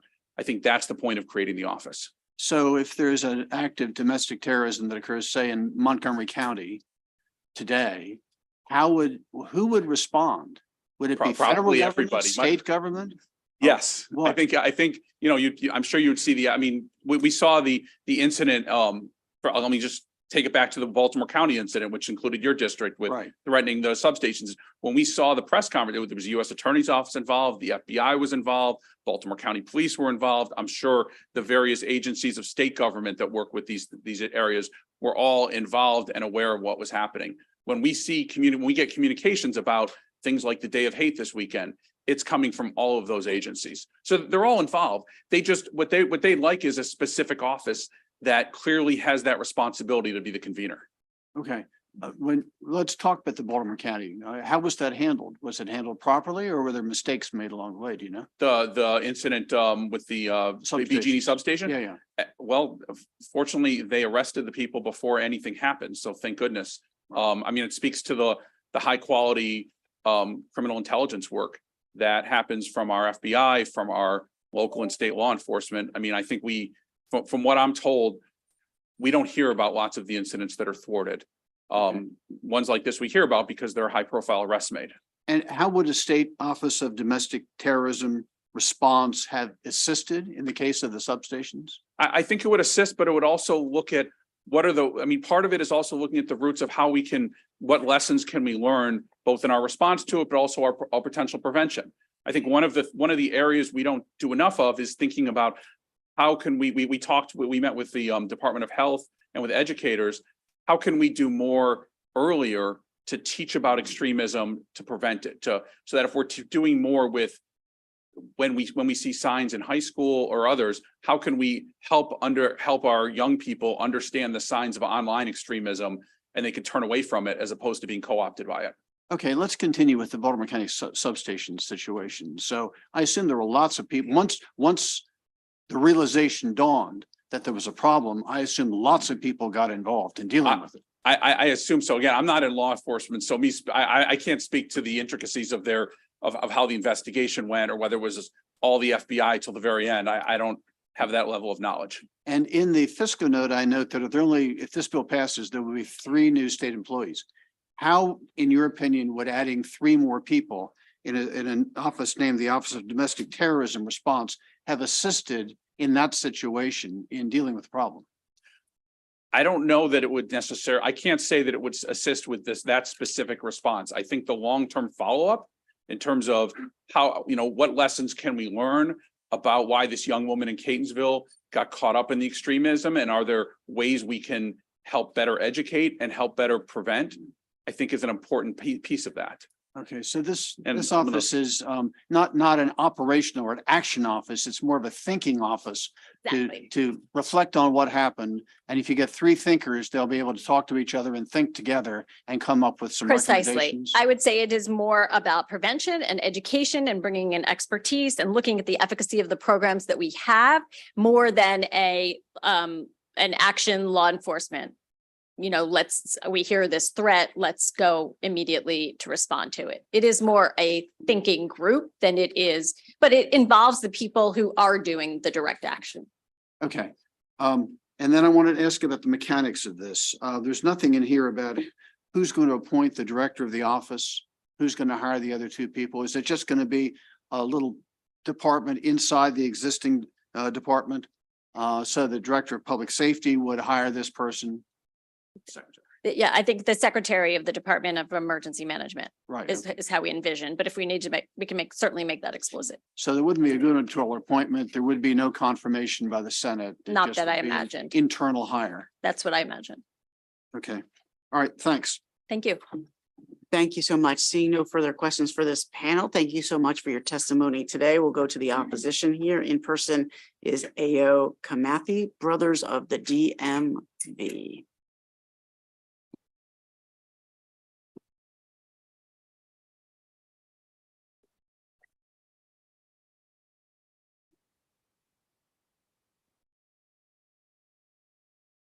Thank you, Chairman, for this opportunity to address the committee. The reason I'm against the domestic terrorism response bill is because the four primary things that I'm aware of that American citizens are concerned about as it relates to domestic terrorism are not addressed in any way, shape, or form in this bill. Number one, as a Black man, this would be something specific to Black people. Law enforcement overreach that we commonly refer to as police brutality has been an issue for us from the beginning. Since we've been here, it's still an issue. The ones that all Americans are concerned about, and this is what American citizens are talking about, the pedo-terrorism, the sexualization of children with the LGBT imposition of perversion in the school system, in the libraries. Parents are upset about it, want to know what they can do to protect their children from it, and feel like they're being assaulted from the society. Nothing in the bill helps to prevent that form of domestic terrorism. Number three, health terrorism. We remember no jab, no job. They attacked everybody. The military, which represents America's defense, the first responders, which represent the health, the government employees, which represent the logistics and infrastructure, and the teachers, which represent the future, the students. The whole republic under siege. Nothing in this bill that I see protects American citizens from government overreach in terms of health. And lastly, constitutional terrorism. The First Amendment, the Second Amendment, and the 13th Amendment are under constant attack, and this is what American citizens are talking about and have an issue with. Nothing I see in this bill addresses the real true issues that American citizens and Maryland citizens are truly concerned about.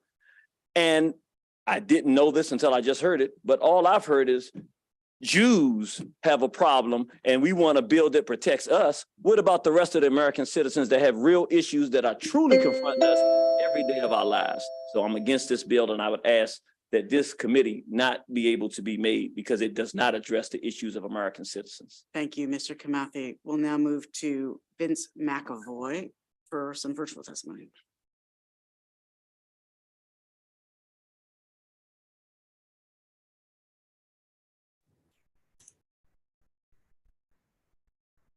Vince, we can see and hear you. Please go ahead. All right, thank you so much, Senator and committee. I am against this bill. I testified on it last year with Sandy Rosenberg, and I used to live in his district.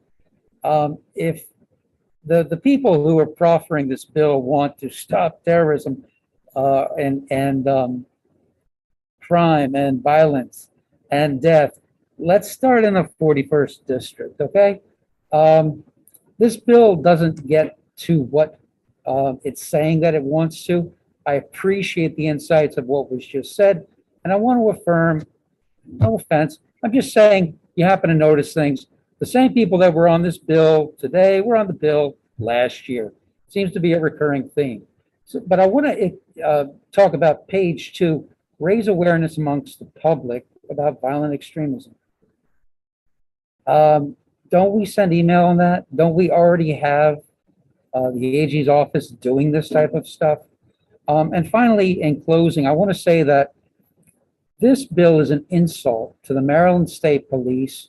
I appreciate Senator West bringing up the issue with BG&E. That caught my attention. Used to work for them. Can't say enough good about that company. And we used to have issues, and we had people who were hired to protect their copper. So we already have people, not just in the state police and MEMA, Maryland Emergency, but we have BGE paid security looking out for these substations. They caught this person. This person has a track record like yay long. And in a state, I don't want to get too much onto the personals. This person, she hasn't been through trial, but this is an insult to the Maryland State Police, the alphabet soup of agencies that we already have looking into this, and this proposition that 3 more employees is going to somehow magically coordinate who have no security clearance, no background. And you just heard from the person speaking, he doesn't even know how it would manufacture against the bill. I thank you for your time. I'm available for questions. Thank you so much. Seems no questions for Mr. McAvoy. That completes the hearing on Senate Bill 785. We'll next go to Senator Elfreth. Senator Elfreth, thank you for joining us here. Senate Bill 580. Please feel free to come up and bring your panel. Thank you, Mr. Chair, members of the committee. Senator Sarah Elfreth here to present Senate Bill 580, the Public Safety Officer and Wellness Training Grant Fund. Mr. Chair, this actually, it's funny, it's Tiger Pride Day, because the idea for this bill actually came about when one of our witnesses, Sergeant Mike Sherrod, spoke to my class at Towson University about Anne Arundel County's policing and our award-winning crisis intervention team. And the students and I and Mike were brainstorming, well, how do we expand this training statewide? And the students actually came up with the idea, well, why don't we incentivize and pay for bonuses for the officers who want to participate? Well, I then called Lieutenant Steve Thomas, who's with us, and said, we have this really great idea that my students came up with, would love to put it into a bill. And he said, no, actually, it's a bad standard to actually provide bonuses for officers who want to do this, because it really needs to come, the willingness needs to come from the officers themselves. But instead, it costs about $500 per officer to go through this training. And shouldn't the state be a little bit better and a better partner in providing the funding for those training for those local law enforcement agencies for the officers who voluntarily and willingly want to participate in this training? So that's the genesis of this bill, Mr. Chair. Just ironic today, some of the students who brainstormed this bill are probably down lobbying you for Tiger Pride Day today. That being said, the bill does a couple things. It creates a $1 million fund within the Governor's Office of Crime Prevention, Youth and Victim Services to provide this funding for local law enforcement agencies to help subsidize the cost of the training for those officers who voluntarily want to go through it. And we've identified 2 important buckets for the training. One is for officers to respond to signs of mental illness and substance use disorders that they experience in their service. So that's called the Mental Health First Aid and Public Safety Training. I'd use the acronym, but it's rather as long as the title. And the other is for the Critical Incident Stress Management Peer Support Training, or CISM. And that trains officers to recognize and fellow officers when they need to intervene when appropriate. So more peer-to-peer intervention. So you'll hear from wonderful folks today who, when this is on the ground and we have a critical mass of local law enforcement officers who go through this training, we have actually seen here in Anne Arundel County incidents of violence in the community, or as we just heard, incidents of police brutality or issues with the community. That's actually gone down when more officers have received this training. Mr. Chair, I know we have a representative from Budget and Taxation Committee because of the fiscal note. I mentioned the training costs about $500 per officer. So obviously $1 million goes a long way. So if we wanted to negotiate that down and start lower and build this program up, I would be more than willing to compromise on that just to get it off the ground. We know that there's always more we can do as a state to support our local law enforcement agencies. Senator Salling and I serve on the budget subcommittee that oversees this, what we formerly called GoCap. It could always use some more support. There's always great demand from all of our counties and municipalities for this increased training.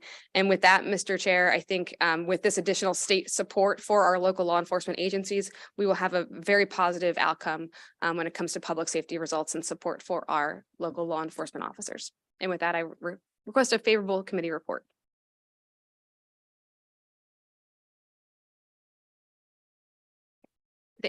Thank you.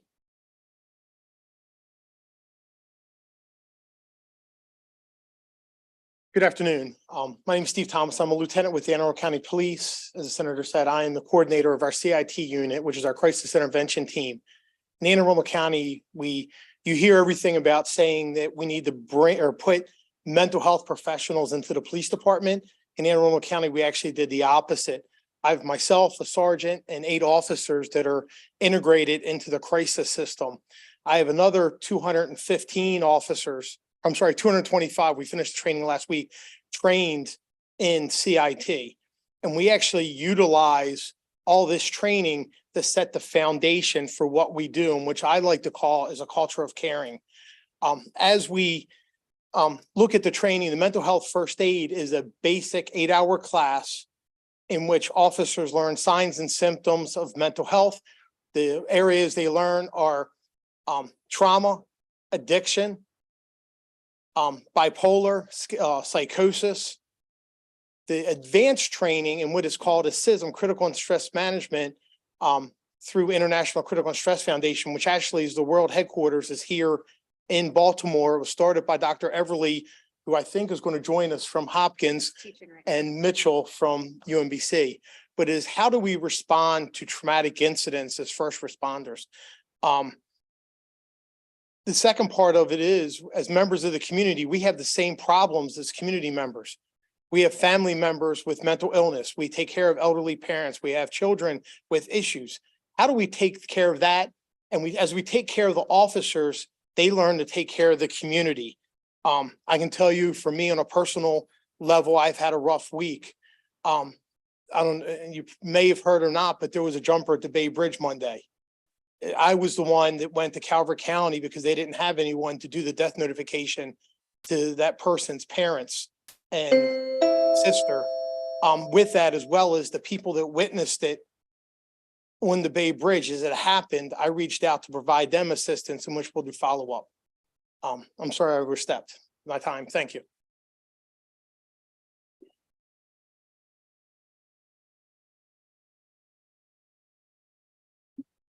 Good afternoon, everybody. For the record, my name is Michael Shire. I've been a police officer in Maryland for 19 years. I'm here today speaking on behalf of the Maryland Fraternal Order of Police. I'm also an attorney, barred and practicing in the state of Maryland. I've had the pleasure of working with Lieutenant Thomas for the vast majority of my career. Thank you to the committee. Thank you to Senator Elfreth for hearing us and introducing this legislation. I am here to speak in support of it.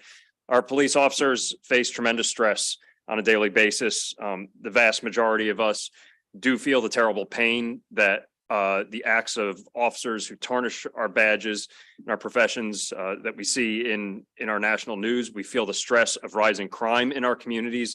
We take on the stress of long work hours, varying schedules that we know are terrible for our health. But somebody has to do this job, as we all know, and we're proudly answering that call on a daily basis throughout our state. In the past, police officers were taught to push it all down, to suppress our emotions, our feelings, those bad things. But today we know, through better understanding of things like PTSD and other stress-related mental health issues, that we need new and better tools to alleviate these stressors. Those stressors, if you look at statistics, will show that police officer suicide rates exceed the general population by up to 50%.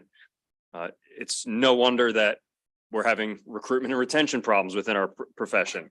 We are asking for your support in helping making the lives of our police officers better, so that we can make your lives better as citizens and make the lives of our community members better. Happy cops equals happy citizens. We're all human. We've all had a bad day.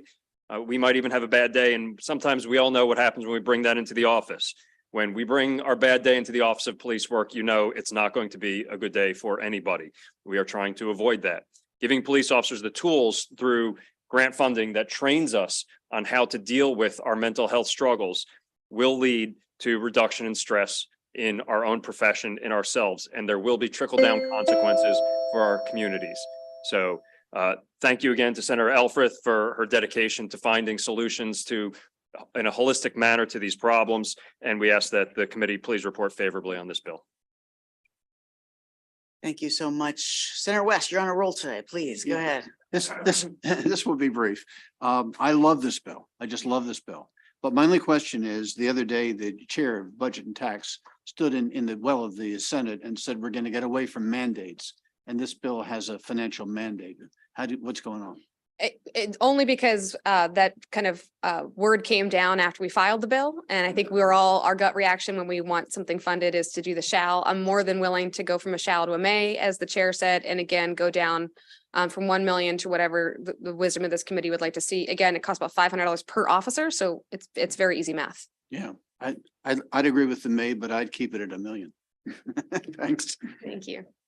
Yeah, Senator Selling is here with us from the Budget and Tax Committee, and I would like to ask a question, please. Thank you so much. No, I appreciate this bill, Senator. I think it's a very important bill. As we've seen in our committee and subcommittee, we see and there's a low morale. I think it's one thing you could definitely say, and we need to build that up because every department, every county in the city of Baltimore and our state police are understaffed and they all need help. So if this is one way we can assist and help and give them more, this is one way we can do that. We need to support this. So I want to say thank you very much. And I thank you for those that testified. Thank you, Mr. Chairman. Thank you, Senator Selling, and thank you for coming here today. Senator Washington. Thank you, Mr. Chair. This question's for anyone can actually answer this.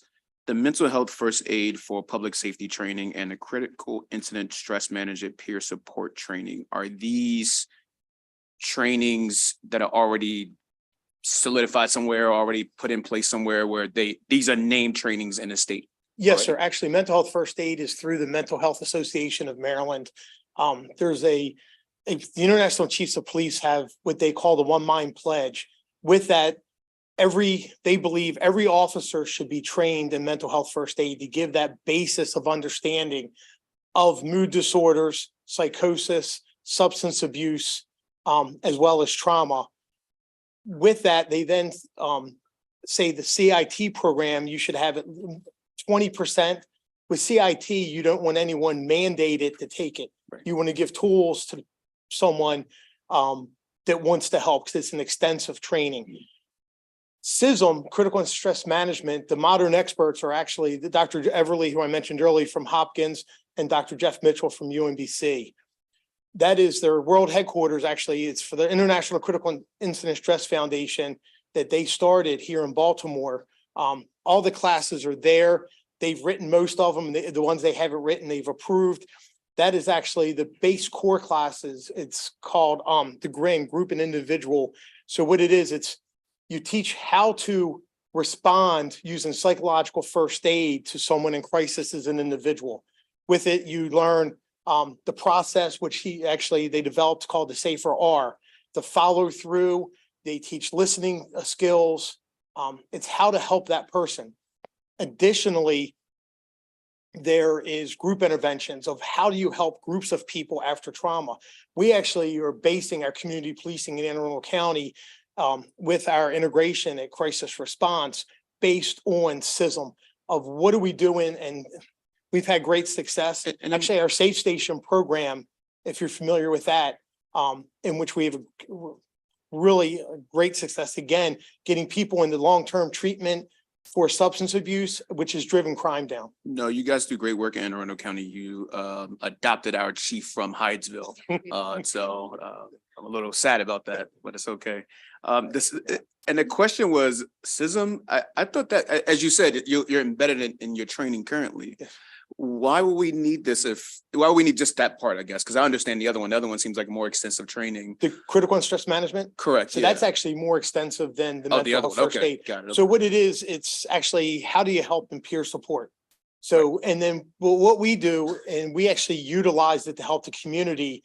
I believe the senator shared a journal article that I co-wrote with my clinical partner, Jen Corbin, who's the director of crisis response, and Dr. Everly, of how do you respond to community violence and how do you help people one-on-one. And the journal article is actually about our response to the Capitol Gazette shooting. of what we did to assist the survivors. Those, I mean, think of the trauma that they experienced, but also the families of the deceased. Yeah. We were there for them. We actually did group community interventions. I love the idea and I get where you're going. I just wondered if there's in a lot of organizations that, you know, they try to have the train the trainer model where you learn this the first time and you come back and bring it and train the others. Will that be something that's tied into this? Because I really do love this idea, but I wonder if there's a way to save money or to like be able to like not have this program go on forever, but you know. So in mental health first aid, that actually is what they do. It is a 40-hour train the trainer. The problem with CISM is you have to be on a team and actually doing the work. There is no train the trainer. You actually have to live it and have the passion. And it's a lot of classes. It's not just a base class, but you have to have the expertise. With that, there's actually a certification through UMBC to where you're actually certified for whatever it's worth. Behind my name, I'm supposed to put CCISM as certified in critical incident stress management to show that I have an expertise for that. So, and it's just like we used it, and I hate to say the example this week of how do we help the witnesses to to the suicide that watched that person jump off the bridge. Things that other places don't think of, we're reaching out and helping and having, and when possible, linking, or if needed, linking. Not everyone needs to be linked to extensive therapy. And if we did after trauma, we definitely have a bigger problem because there's not enough therapists now, nevertheless. So this is, the way Dr. Everly explains it, this is first aid to surgery, is psychological first aid, is how do we reach out, recognize if someone needs additional instant or assistance. And a lot of times it's just having that person ventilate to us. Yeah. We normalize their reactions. And then we actually teach them positive coping strategies on how to move forward. And I'm proud to say in Anne Arundel County, we do that after all violence in the community. No, these programs sound great. Thank you. And thank you. Mr. Chair, could I just respond briefly? So Dr. Everly wishes he could be here, but he's teaching a class at the moment. But we did include the article as Steve said. But Senator, I didn't want to prescribe what Anne Arundel does to the rest of the state, but simply provide state support for other counties or municipalities to opt into the program as they see fit. That was our intention. Perfect. Thanks. Senator Folden.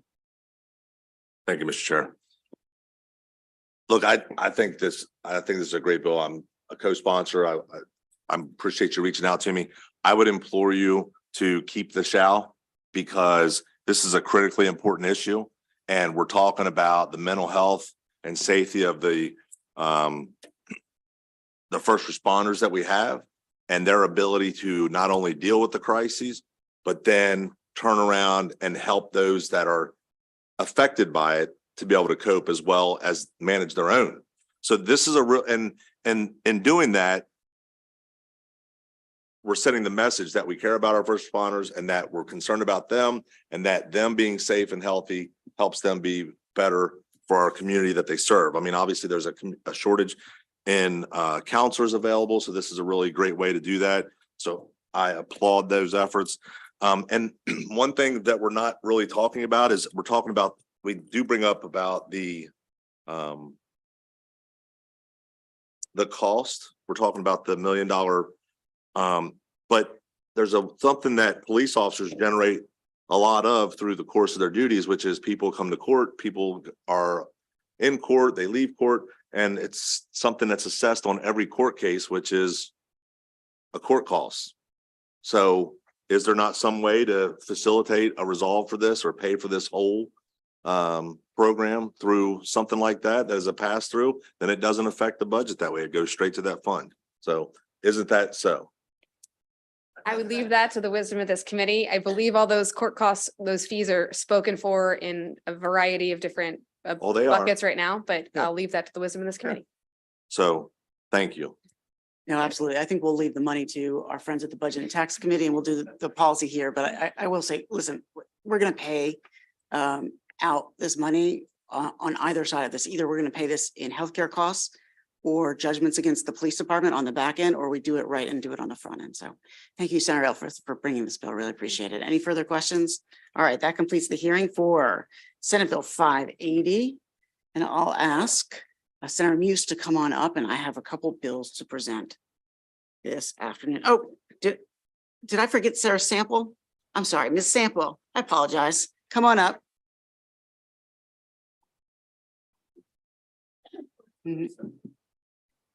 All right. Thank you everyone for having me today. Thank you to the chair, members of the committee. So I am Sarah Sample. I'm here on behalf of Maryland Association of Counties, and we are here in support of Senate Bill 580. We've heard a lot of really great information, and what I would really like to drive the point home on is that when we talk about de-escalation, this is the kind of program and the funding that will really put those ideas into action. This is going to help officers figure out those visual cues that are complicating factors that can make the situation get significantly worse or significantly better. And so when we talk about drilling down into those split-second moments where it could be the difference between life and death, these are the kind of programs and the kind of funding that is going to make that difference. The other thing I think is that this is really, well, that Mako thinks, is that this is really going to bring law enforcement training into the future and help modernize it. And we believe that that will help us get just more people into law enforcement as a whole. It'll diversify that work pool so that we have, a diversity of mindset. And we think that that could be really valuable. And the third thing, this focuses on the officers too. And we think that that's incredibly valuable because we're asking these people to expose themselves to firsthand trauma, and that has a toll. And then it's also a second and third hand trauma that also has a toll. So this is helping put funding towards programs that help them protect themselves, but also protect each other. And then the final thing I would say is that this has a bipartisan sponsor line. From a Mako standpoint, we think that speaks volumes. We think that's great. It's getting people together to come together over solutions to problems that are mutually agreeable. And we really applaud that. So for these reasons, Mako would urge a favorable report on Senate Bill 580. Thank you. Thank you so much for your testimony. And indeed, there is no opposition to the bill. I will now move on to Senate Bill 693. That's mine.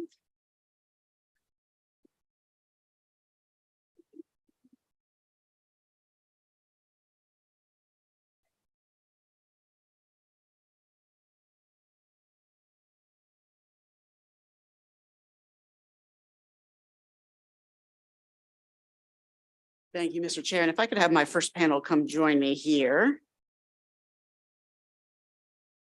Mr. Chair, members of the committee, as many of you know, state legislatures across the country have been grappling with the issue of assaults on transit officers and transit station managers for years. According to the Federal Transit Administration, the number of assaults on transit workers has increased approximately fourfold since 2009. The COVID-19 pandemic certainly exacerbated this trend, particularly for operators tasked with enforcing rules and protocols on their vehicles. We too have been grappling with this issue, especially after the murder of MTA bus driver Marcus Parks after an argument with a passenger in Baltimore City. The ideas that I have brought to this committee previously haven't been able to achieve consensus. So this year, stakeholders have joined together to take a different tack. We want to look at this problem holistically here in Maryland, from Ocean City Transit to Garrett County and to the mass transit systems of WMATA and MTA. To that end, Senate Bill 693 would require MTA to submit an annual report with the number of assaults on operators and transit station managers on all transit systems in the state, including locally operated transit systems. In my jurisdiction, that's what we call the ride-on bus. Locally operated transit systems are also known as lots. Senate Bill 693 would also require that the data be compared to 2 other states and provide an analysis of current transit industry best practices to prevent and mitigate assaults. This report would be sent to county and state decision makers, including us, annually. Significantly, the initial report would include an evaluation of the feasibility of establishing a statewide local transit safety officer who would provide assault prevention and mitigation guidance. Larger systems like MTA and WMATA already have the resources to employ full-time safety officers who oversee and identify ways to improve the safety of their employees. But this is not the case for the 20 lots who are resource strapped, especially as budgets are beginning to tighten. Senate Bill 693 will give us crucial insight on the prevalence of these assaults, which jeopardize the safety of not only drivers and transit station managers, but also the riders who rely on this important public service. I respectfully urge a favorable report.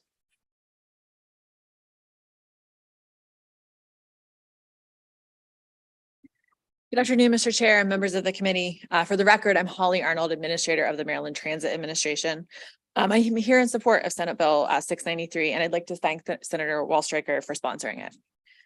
I don't think it should be any surprise for me to hear me say this, but the men and women who work in public transit are frontline heroes. Every day, they show up and ensure that riders have access to work, to medical appointments, and everything else they need to do with their lives. Throughout the pandemic, MTA's operators and mechanics kept the system moving and ensured that hospital and grocery store employees could continue to get to work and provide their critical services to all Marylanders. We owe our transit workers our thanks and appreciation. The bill before you today requires that MTA submit an annual report on public transit worker assaults to each local executive authority, the state's attorney for each county, and several General Assembly committees. MTA would be more than willing to comply with this requirement.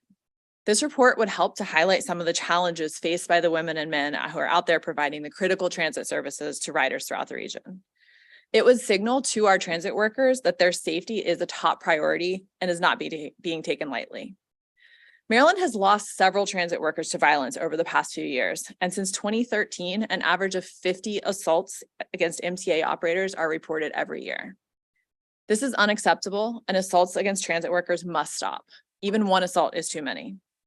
This bill demonstrates that we are committed to fixing the problem, and it is an important step to creating a safer environment for transit employees and our riders. I'd like to thank the committee for the opportunity to speak today, and I urge a favorable report on Senate Bill 693. I'd be happy to answer any questions.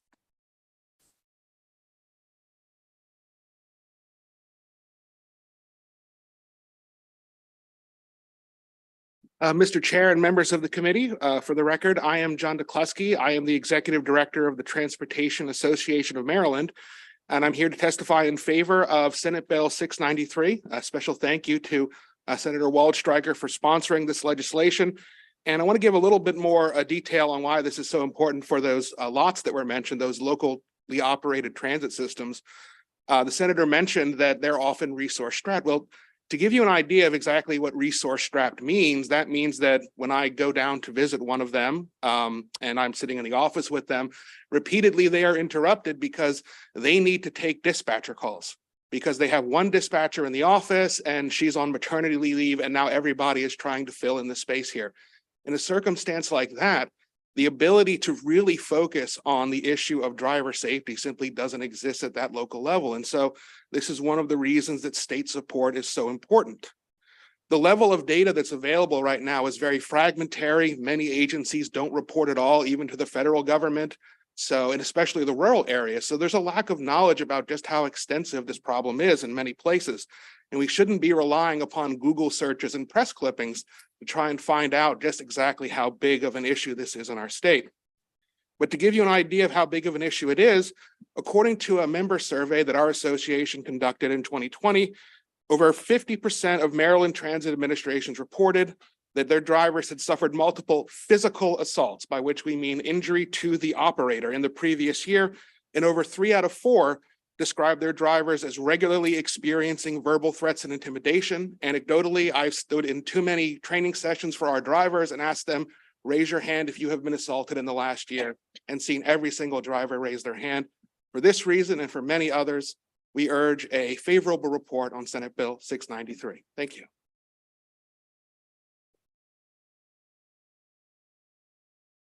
Mr. Chairman, members of the committee, thank you for allowing me to testify today. My name is Charlie Scott, and I'm the Senior Government Relations Officer for WMATA, and I'm here to urge your support for Senate Bill 693.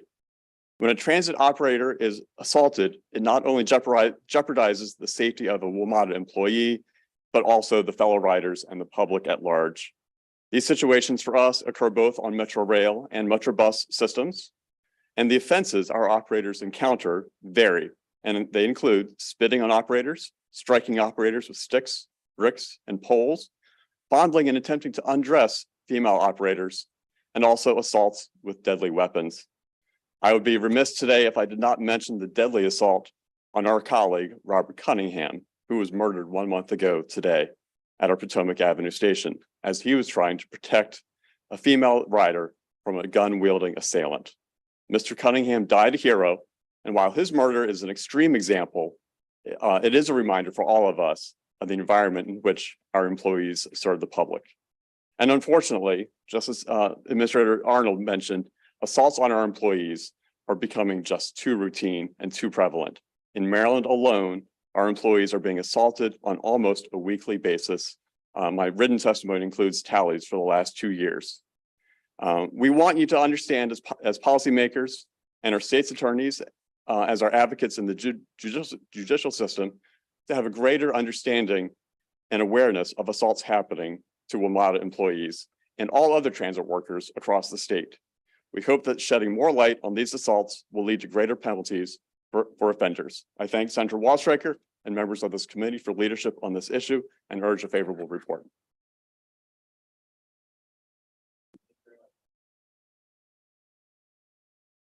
Thank you. Just with regard, this is to the sponsor, with regards to what's recorded in the document, it speaks to the nature of the assault. Would that include the type of information that the gentleman who just spoke? So spitting. Oh, I think that's exactly right. Yep. awesome. Thank you very Thank you. much.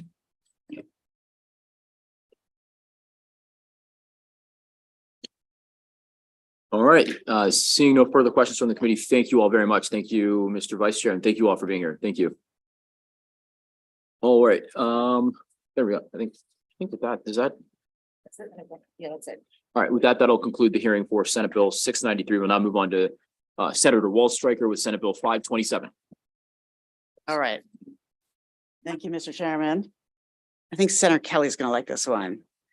Chairman Smith, members of the Judicial Proceeding Committee.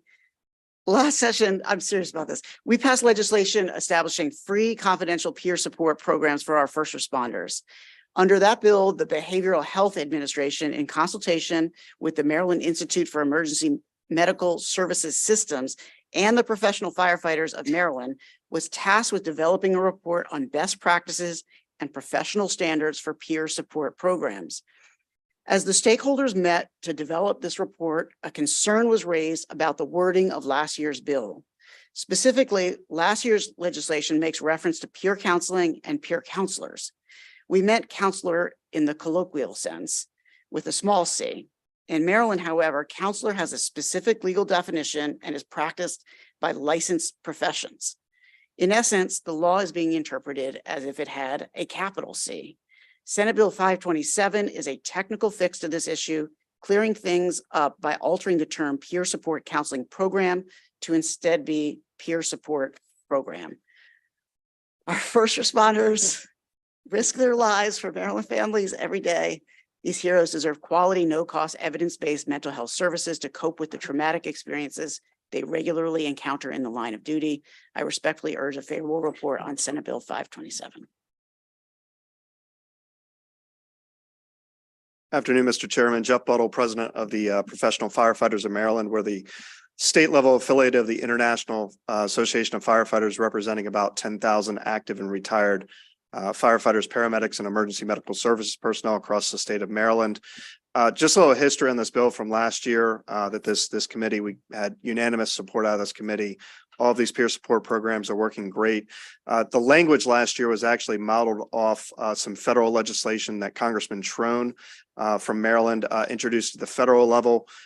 Nobody really realized at the time that we did the legislation, both from the advocates or the committee, that there was some just terms that needed to be changed that were referenced in other places in COMAR.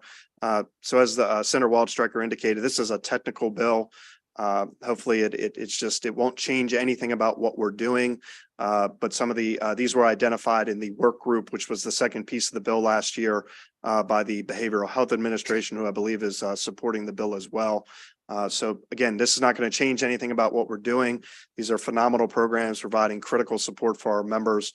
These are just technical language cleanups in the statute. So thank you, Mr. Chairman. Okay, excellent. Questions from the committee? It's one of those bills you'd like to move favorably right now, but I want to set the precedent. So we'll vote this on Friday. But thank you very much for the bill. All right, seeing no questions of the committee, thank you all. That'll end the hearing for Senate Bill 527. We'll now move on to Senator Folden, if he is here, and we will do Senate Bill 571.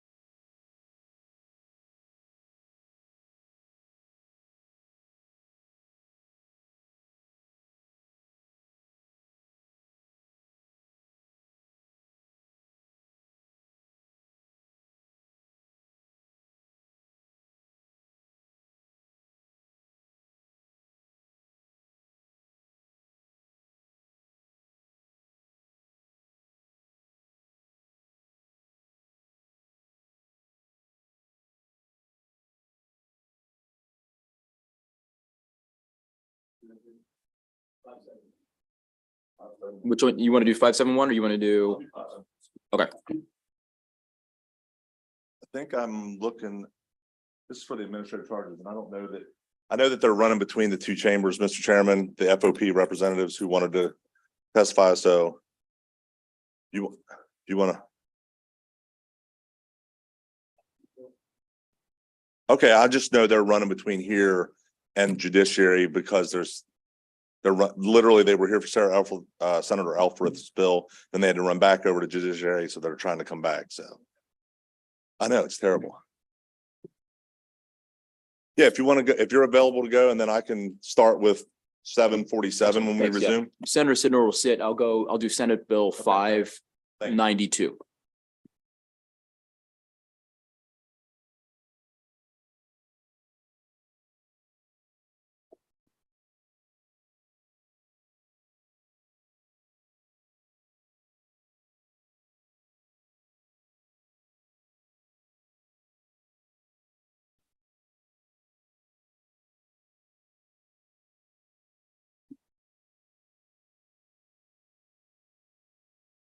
All right, good afternoon, Mr. Chairman, members of the committee who are left, Senator Smith here, to present Senate Bill 592. It's a very quick bill. It's just a have that please. A repeal of reporting requirement for surplus police equipment. And we passed this bill as part of our reform efforts in 2020. This is a reporting requirement that sunsets, and this essentially just extends that sunset. So with that, I'll ask for a favorable committee report. I've got some statistics I can read to you. Between May 25th, 2020 and June 20th, 2020, there were 29 instances nationally of police using military style vehicles.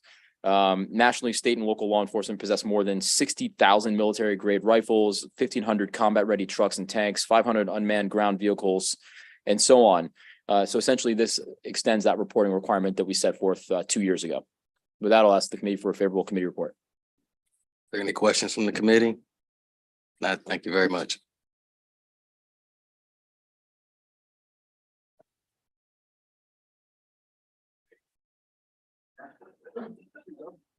The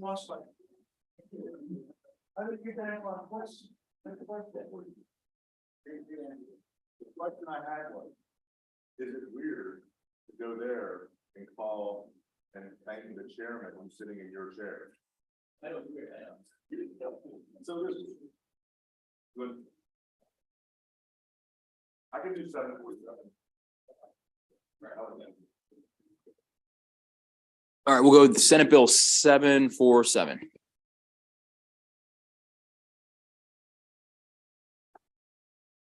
Thank you, Mr. Chairman, members of the committee, Vice Chair. Senate Bill, for the record, my name is Senator William Folden, District 4, Frederick County. And Senate Bill 747 is a very simple bill. What it does is it takes some of the language that was and eliminates some of the unintended consequences from portions of the MPAA that was brought forward in, I believe, 2020 or 2020, I guess 2021. Basically, currently under the current law that was brought forward, it opens up all police officers, personnel files, their internal affairs files to be open for public purview. There's no limitations on what can be done with those items. They can be put on the internet. And what we're seeing is that this is causing extra stressors on law enforcement, their families, their children in schools. And what we're trying to do, and these personnel files, these internal affairs files are also being weaponized against law enforcement officers by members of the community, as well as law enforcement officers themselves against others, trying to find out what type of punishment other officers got versus their own. So this is an unhealthy practice. It was an unintended consequence. And SB 747 is simple and straight. It says that all of your records would be shielded other than any investigation of misconduct involving an allegation of excessive force and or exhibiting racial bias. These are two important elements that are important to have transparency between law enforcement and creating the buy-in in the communities we serve. And I believe that having those open for public review is an important facet. I believe the other areas that are in components that are in the MPAA currently are unnecessary, and they cause greater harm to separate police officers from their obligations to be proactive to their communities. And it erodes that trust and makes them only reactive. And that is not what we need in our police work today. So with that, I would ask for your favorable report and be happy to answer any questions on Bill SB 747.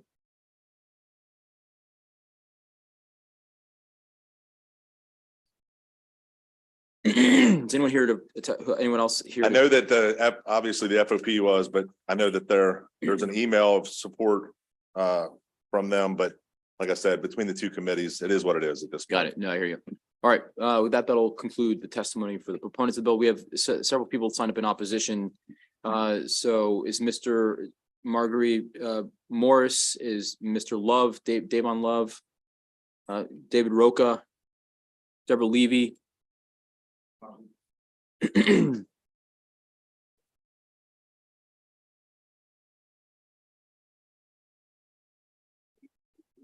Come on up. Sure. I don't think you called my name. Oh, come on up. Come on up. Yes, we have virtual, but come on up. Whoever would like to take the podium first, Mr. Love, Mr. Fogg, whoever would like to come up. Whoever would like to come up first. All right. Davon Love, Leaders of a Beautiful Struggle, testified in opposition to Senate Bill 747. For those who've heard me testify in front of this committee before, you've heard me talk about the way in which this society structured on the notion of racism and white supremacy is a sociological fact. There's a variety of social science that demonstrates the way in which notions of white supremacy and Black inferiority, notions of inherent criminality of Black folks is something that is ubiquitous, and how policy is made and what governs how policy around issues of policing operate. You've also heard me talk about the Department of Justice 2016 report on Baltimore City, the Restoring Trust in Policing in Maryland, the Steptoe report. And one of the things that I remember in doing advocacy all these years, prior to many of the major mainstreaming of police brutality, what we have seen, what I remember experiencing is a lot of people not believing the extent of the brutality that we would see in our community. And then it wasn't until it became mainstream, we saw Freddie Gray, Mike Brown, all these things on the national television that created the impetus for the DOJ to go in. And if you read those reports, you get to see all the kinds of violence and abuses that would not have been made public without that level of investigation. Additionally, when you look at the Restoring Trust and Policing Commission, I actually want to read just a couple of lines in it, because it's important to note that the level of distrust that exists in the community as a result of the violence that is visited upon the community is something that undermines the ability to effectively engage in public safety. On page 25 of the report, it says that community members are eager to participate in police oversight efforts, and many associate improved data transparency with increased trust. 64% of respondents said that having community members participate in police oversight would increase police trust. I mentioned that in this context because it's important that we have access to the materials. And so merely just having allegations of excessive force doesn't take into consideration that the Internal Affairs is able to classify how certain types of allegations are organized within the Internal Affairs and therefore able to avoid being able to be recognized for those kinds of allegations. So for that, we urge an unfavorable report. We want to be able to get access to the investigatory records so the public can make its own determination as to investigating what is misconduct that's happening within the police department.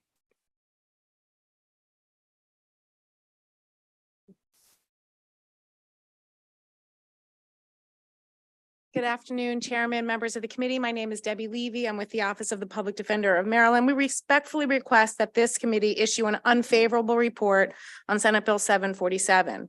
It is, simply put, an open attempt to repeal Anton's Law. It also demonstrates a misunderstanding of the importance of transparency, the ways in which internal affairs complaints are categorized, and the need for police misconduct information to be public.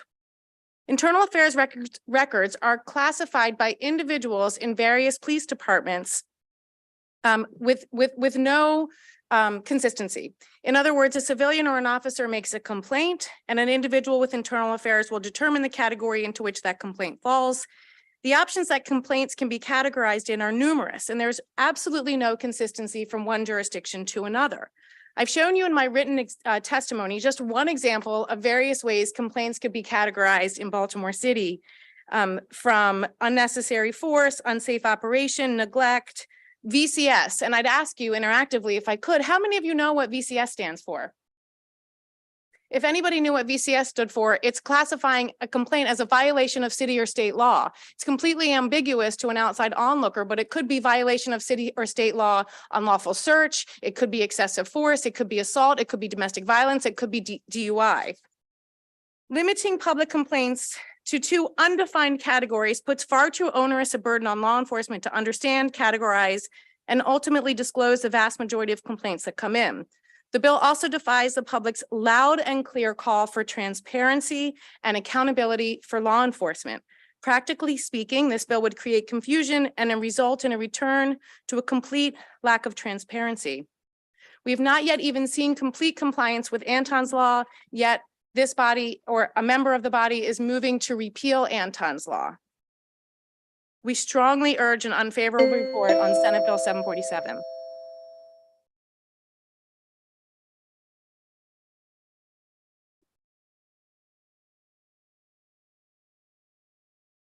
Good afternoon. I'm Reverend Marguerite Morris, and I represent the Anne Arundel County Coalition for Police Accountability, that is 21 organizations strong across Anne Arundel County. We oppose Senate Bill 747. We finally made a little progress with Anton's Law, but by being able to MPIA civilian-involved incidents. It's not just about excessive force. It's not just about apparent racial bias. I stand here wearing a button of my daughter. I wear the chain around my neck of my daughter that was lost. And I feel like right now, even right now, with something that may not be obviously racially biased, I feel like the police have their knee on my neck as a mother. Getting back to this, they've created relentless roadblocks to deter access. Don't take us backwards. A reporter was recently hit with fees of over $60,000 to get access to MPIA information. It took them months to negotiate to get access, and the result was that it was about a police captain who was allegedly wreaking havoc within the force itself by sexually harassing women within that department. He was actually having sexual encounters while on duty, reportedly on top of his police car, and it's reported that he was even still wearing his belt. Without access through Anton's Law, we would not know that what was going on internally. So please do not allow this to take us back. I have about 35 seconds. Right now, I recently won a victory as a pro se litigant where a judge issued a 58-page opinion that the police had got it wrong in matters around my daughter's death. The medical examiners also got it wrong. I thought, okay, happily, they've made a correction to her death certificate. They don't know where she died, when she died, or how she died. So I went happily over to the chief of police to ask not that you say that you did anything, but just as a show of moving forward, would you list her death as now being unsolved? And that police officer, despite what the judge said, that we will not do that because this case was administratively closed 10 years ago. That says to me that as a mother seeking justice, that they had pulled the rug out from under me. No matter what I did, they stood with that power to do that and don't have to explain themselves. Thank you very much.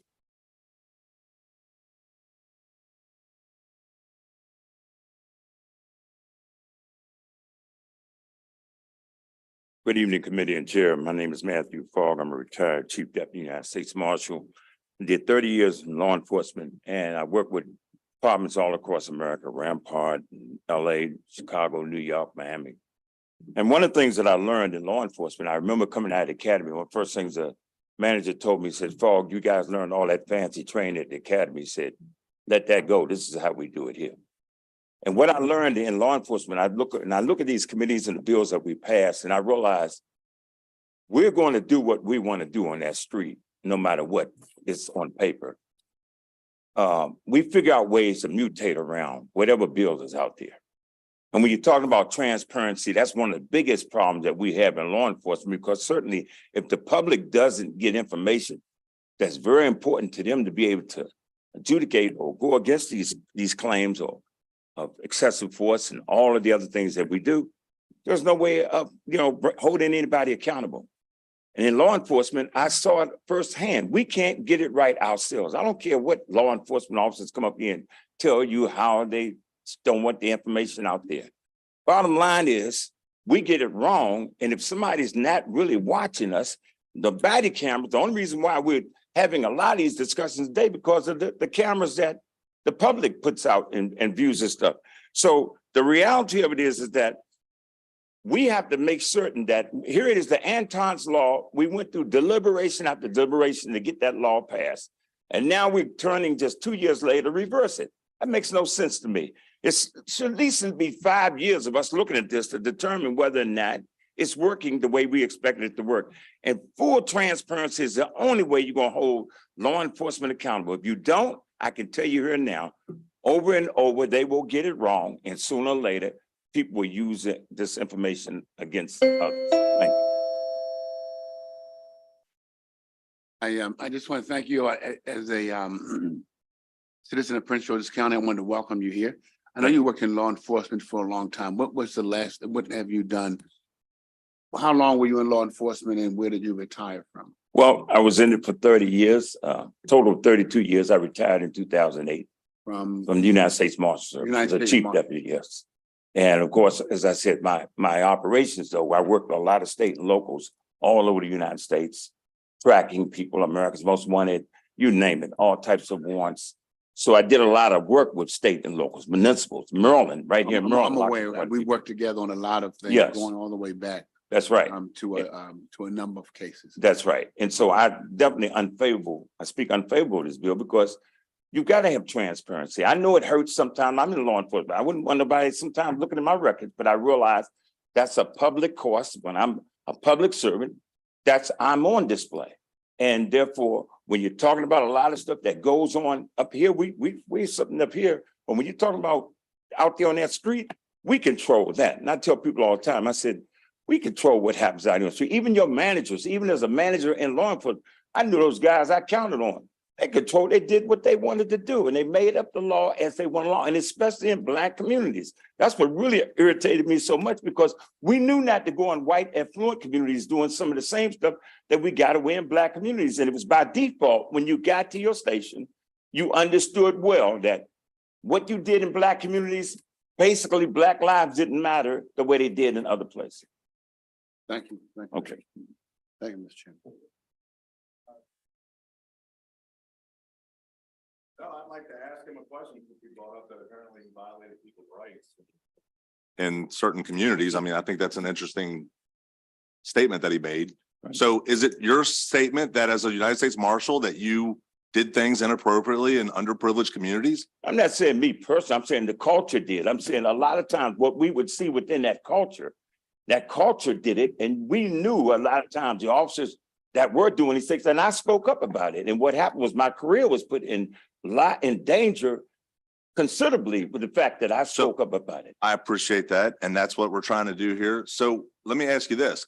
Would you be in support of a same type of measure of Anton's law for every member of this esteemed body? Because if it's good enough for the law enforcers, wouldn't you think it should be good enough for the lawmakers? I think so. Transparency is paramount, right? It's paramount. That's what I'd like to hear. Thank you, sir. Appreciate it. Okay. Hopefully I get you to come back and testify on that too. All right. You go ahead.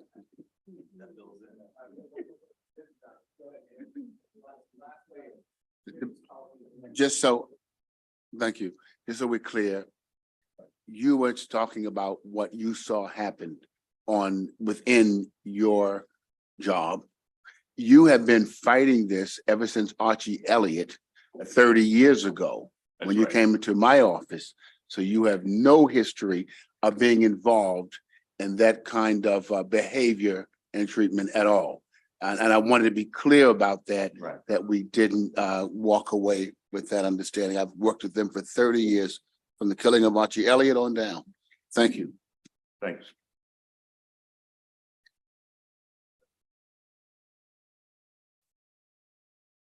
Chair Smith, Vice Chair Waldstreicher, members of the committee, thank you for the opportunity to testify today. My name is David Roca. I'm a staff attorney with the ACLU of Maryland, here to urge an unfavorable report on SB 747.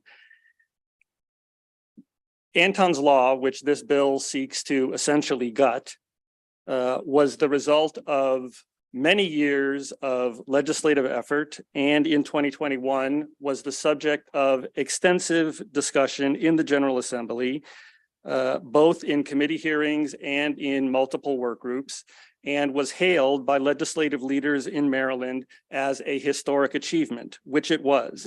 And it was based on the fundamental recognition that there cannot be accountability without transparency.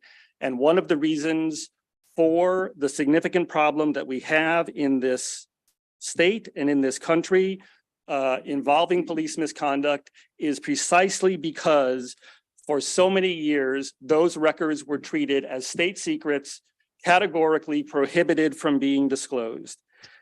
Having now, 2 years ago, changed the law to finally allow transparency over those records, it would be a tragic and deeply misguided and horrific mistake to now turn back the law and to essentially gut it. Is there significant public interest in investigations regarding police brutality and race discrimination? Undoubtedly. Are those the only records in which there is a need for transparency and accountability? Absolutely not. And in the written testimony that you have, we have listed many examples of other important categories, and that is only a partial list. Thank you very much for the opportunity to testify. We urge an unfavorable report.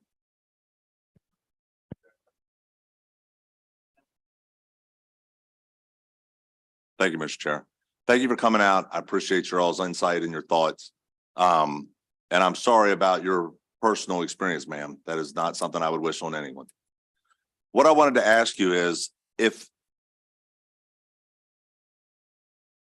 officers by the job, it's an innate job, it's a difficult job, it's a hyper-changing environment, and they're going to make mistakes. They are going to make mistakes. I mean, I'm not saying officers are infallible.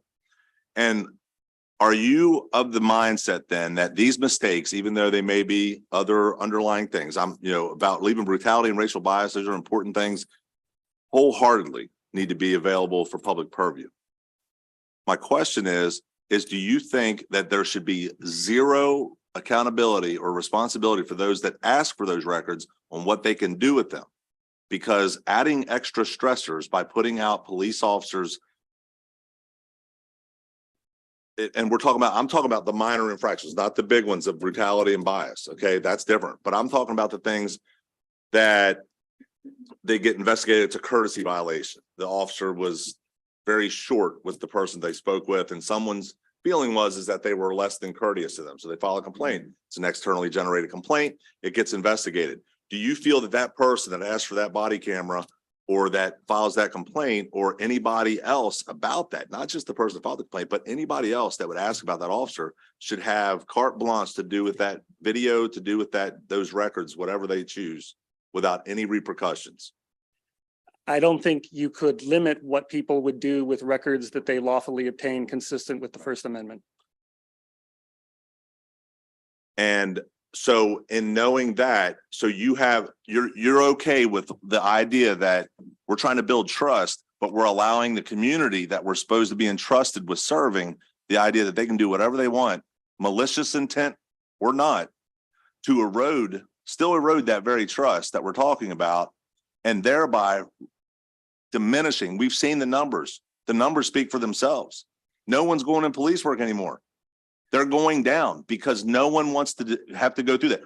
And how can you? Because you're now being put to a level of accountability that is not acceptable by any computer expectations, let alone a human that's dealing in a hyper-changing environment that is Monday morning quarterbacked for a split-second decision for years and months and years. Senator, I think the fundamental difference, one fundamental difference that we have in how we see the same facts is that I do not believe that the mistrust of law enforcement is caused by the public abusing information about internal affairs records that they have obtained. I think the reasons for the deep public mistrust of law enforcement are due to long,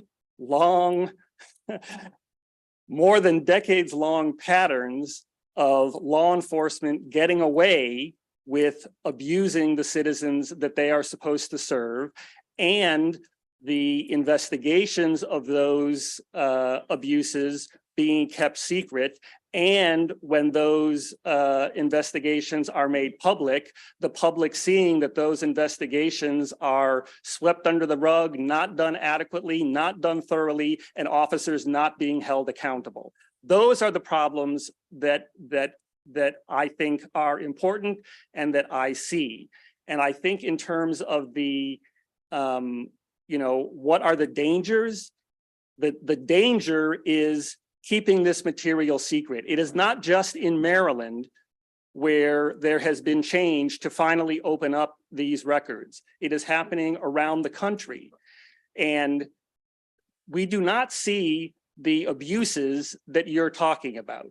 What we see is that for the first time, the public is able to ensure that the leaders of police departments are doing the job, a critically important job that they are supposed to do, which is hold bad officers accountable so that good officers can do the work that needs to be done. Sir, I'm going to tell you that I've had it happen to me. So you're sitting there saying you don't see it. I'm telling you it happens. And I am one that is active in my community. I coach youth football, youth basketball. I'm engaged with my community. I stop by and play basketball with the kids on the schoolyard. I get out of my cruiser. This is something that has been missing for a long time in law enforcement, of getting out and engaging the community. However, I do take exception with the idea that you're by your own statement, you're asserting that basically all these actions of a very, and thankfully, a small number of cops making these terrible actions are now going to be repercussed across all ranks of law enforcement, and that you feel that it's out there and that there should be no protection for law enforcement to make a mistake and not have it scrutinized in the public eye to where their children are bullied in school, to where they're infallible, because no one is infallible. Not you, sir, not I. So knowing that, how can you put that standard on the people that are out there making these split-second decisions? Have you enforced the law? Have you ridden along with a police officer to see what it takes in Baltimore City to respond to calls? I have, as a matter of fact, but that's beside the point. And what did you learn from that experience? That police officers have a difficult job. That's not really the subject of debate between you and I right here. The subject of debate is the idea that you want to have all these records open for everybody. And I'm asking that we move it to police brutality and racial bias, which is what the root of Anton's law was. Is it not? Yes. No. Well, then we disagree again. The whole reason Anton, it is not an accident. It was not an accident that Anton's law applies to all records. That issue was debated ad nauseum in 2021 when Anton's law was adopted, as I know you well know, Senator. I do know that. And it was also at a very hot button issue at the time nationwide because of things that had happened in other places. So the acts of a few are now being relegated across the masses. And yes, those acts tarnish the badge, tarnish the reputation. But the idea that we're dehumanizing the badge when I've done my entire career is to humanize the badge as infallible people is not appropriate. Well, I mean, again, Mr. Fogg, hold on. Let me just, Ms. Fogg, actually, can you please just retain your seat for a second, please? All right, Senator, we're gonna let this colloquy keep going. I want to make sure if it's direct, I don't want, everyone to come up. I just want to make sure. I'm good. Okay. I'm done. Okay. I appreciate that we have that differing opinion. I look forward to having that dialogue continue because I do want to, this is a healthy dialogue. If you didn't believe in it and I didn't believe in it from our differing perspectives, then it's not important to you. But I'm seeing things affecting law enforcement on the daily basis and people leaving the job. And you're seeing things on your people that you're the people that you're representing. So between the two, but we've got to find this effort to find a middle ground that still allows our people to want to be law enforcement officers up tomorrow. Got it. All right. Thank you. Just 1 second, please. All right. Exactly right. So the general way is the senator will direct the question to a witness, and I know there's value add other witnesses can add, but generally the senator directs a question to a witness. Thank you very much, Mr. Roca. All right. Senator West, you're up. Thank you, Mr. Chair. Mr. Roca, could I ask you a question or two, please? You better get up to the podium there. So I don't think I've seen you in 2 years. Have you been before us in the last 2 years? only virtually. Okay. So let me ask you, were you one of the people who was in a car that Saturday morning when there was a lot of people in cars driving around the houses of some of the members of this committee, honking their horn and yelling and harassing members of this committee? Were you in one of those cars? I was not. Did you help to organize that demonstration that morning? I did not. Did your organization help to organize that demonstration? It did not. Okay. Let me ask you another question.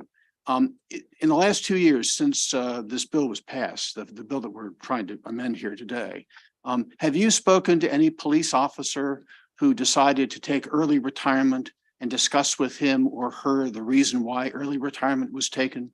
I have not. Have you talked to any police officer who left the career in the middle of his career and went into private service, left public service, to inquire why the policeman or policewoman resigned his career in public service and decided to move to the private sector instead? I have not. Have you talked to any individual who was contemplating joining the police department with the initial training who decided not to do that in the last 2 years? I have not. Okay, thank you.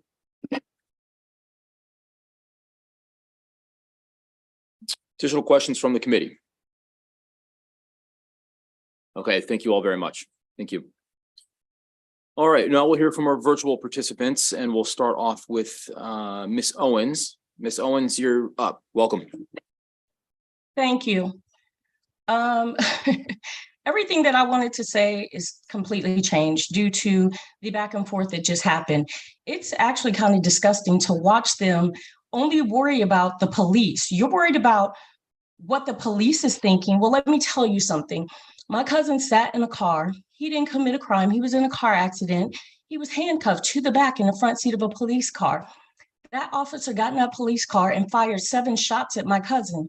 Do you wonder what my cousin was thinking at that time? My cousin probably should have gotten a ticket, possibly gotten arrested, but my cousin shouldn't have been murdered. His name is William Green. You're probably not familiar with him because he doesn't fit your narrative, but he was a human. He was not a criminal, and he was murdered by an officer that was investigated multiple times, who had flagged their use of force, and the police never, ever once talked to him about that. Yet you're sitting here worried about what the police think about being held accountable for their actions.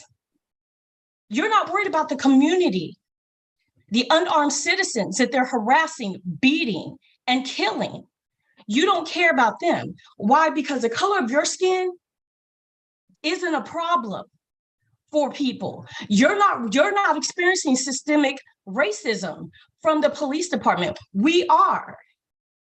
So I'm sorry that for you, you're worried about whether an officer talked to someone wrong and how that's going to make him feel. Well, I can tell you that the general public understands when an officer has to be a little bit rude to people because they may not be listening or they may be rude to them. We're not stupid and we're not ignorant. But the fact that they're out here murdering people, beating people, falsely arresting people is our problem. So while you're sitting here worried about what's going to be shown to the public should know it's their money that's paying their salary, just like it's their money that's paying your salary. And I hope the public is watching this and they see your ignorance and they see your hate and they see your racism, because all of that is showing in your questions. You're showing that you don't care about Black lives. You have never cared about Black lives, and you're not going to care about Black lives. Ms. Owens, I appreciate your testimony. No. If you could, it's not appropriate to make those inferences. So I can sit here, so we have to sit here and we have to listen to it. We have to listen to them. This is obviously asking for transparency, but we can't question their integrity when they're questioning ours. Ms. Owens. Oh, that's on your, look, it's obviously a very difficult issue that we've wrestled with in this committee for years, and I have nothing but respect for you and for your experience and for your willingness to step forward and make your voice heard here in this arena. At the same time, we have to be respectful of people that hold opposite and opposing points of view. I don't share the points of view or the perspective of the senator from Frederick, but I think it's important not to impugn his integrity. He's advocating fiercely for what he believes in. And I know he's not a racist. I know that. Okay. So let's just move forward, please, respectfully. We're going to give you some time back. I just want to make sure that we're proceeding with respect. I can't let it go forward with you saying those things about a member of this committee or this body, especially having worked with him. Like I said, I don't agree with him on much, but look, you know, I respect his opinion, and I just ask that we move forward respectfully. So we're going to give you some more time back. I have unbounding respect for you, and I deeply appreciate the vigor with which you are delivering your message today. So please proceed. Thank you. William Green is not an isolated incident. He is one of hundreds of thousands of victims of police brutality living in Maryland today. Hundreds of thousands. He is one person, but his one death infected hundreds of thousands of people. And there's multiple people like him over the years. There's a lot of deaths at the police hands that you guys chose to ignore. The fact that you're sitting here and you're trying to oppose accountability because you're worried about people misunderstanding an incident where an officer had to speak rudely to someone. I just don't even understand how you can sit up here and watch us suffer, watch us have to bury the people that we love, watch survivors have to fight to become human again. Watch these people struggle to just get some familiarity with the life that they had before, because these people's lives are changed. I sat with a woman and I watched her cry in front of me, thinking about the brutality, just telling me about the brutality she faced in the backseat of a police car and how she filed a police report and how they did nothing. In fact, they penalized the IA person who actually investigated and recommended his termination. You guys cannot police yourselves. Police cannot police themselves. You cannot allow a system that is built on racism, that continues to use racism against citizens, allow them to just police themselves. Like, are you serious? This is not a problem in Maryland. This is a problem across the United States. We are seeing these issues everywhere. So why won't you take the step to make a change? Why won't you take a step to fix this problem that is all across America? Thank you very much, Ms. Owens. I All just right, got one other thing to say. Who has to die for you to make this change? Think about that. Who has to die Thanks. for you to Thank you. decide that this has to change? Thank you very Thank much, Ms. Owen. Thank you very much. All right, Ms. Silver, you're up. Welcome. Thank you. My name is Joanna Silver and I'm a resident of District 18. I am testifying on behalf of the Silver Spring Justice Coalition in opposition to SB 747. SSJC is a coalition of community members, faith groups, and civil and human rights organizations from throughout Montgomery County committed to eliminating harm caused by police and empowering those communities most affected by policing. Essential to these goals is full transparency and accountability for police misconduct. Anton's Law is far from perfect, but through it, SSJC has obtained important information about the conduct of officers and the disciplinary consequences of their actions in cases that did not involve racial bias or excessive force. For example, we obtained the investigative file of the 2 officers who verbally and emotionally abused and mistreated a 5-year-old child and his mother at an elementary school in Silver Spring. This outrageous case that drew international attention did not involve a single charge of racial bias or excessive force, but it was essential for our community to know exactly what punishment was meted out in response to the officers' harmful actions. In another instance, we learned through an MPIA request that officers who killed a young Black man in Gaithersburg had previously engaged in verbally abusive conduct towards a car full of young Black men during an unlawfully prolonged traffic stop. We have used information like this to educate the community and advocate for important police reforms in discussions with lawmakers and community members. This bill seeks to limit our ability to have the information we need to advocate for our community. We cannot address individual or systemic problems with policing in our county and state unless we know as much as possible about when our police engage in misconduct and what the consequences are. These were the motivating principles that led to the passage of Anton's Law after years of work by the victims of police harm and their families. We urge you not to undermine and retreat from these principles. We urge you to issue an unfavorable report. Thank you. All right, thank you very much, Ms. Silver. We now hear from Ms. Snyder. You're up. Good afternoon, committee. My name is Rebecca Snyder. I'm the executive director of the Maryland Delaware DC Press Association, and we too sit in opposition to Senate Bill 747. As many other panelists have said, Anton's Law is still being implemented, still imperfectly from police departments, and so now is not the time, and it's really never the time to diminish transparency. Joanna noted some really specific incidents that wouldn't have fallen under the categories of racial bias or excessive use of force. And we do believe that there are a wide variety of situations that create patterns in that may be of interest to news media or available under the Public Information Act. I also would note that there are a lot of protections under the discretionary investigatory records exemption. So others may have, I believe some said it would be a free-for-all and everything is available. That's simply not the case. We see that right now with the implementation of the current law. There is a lot that is withheld.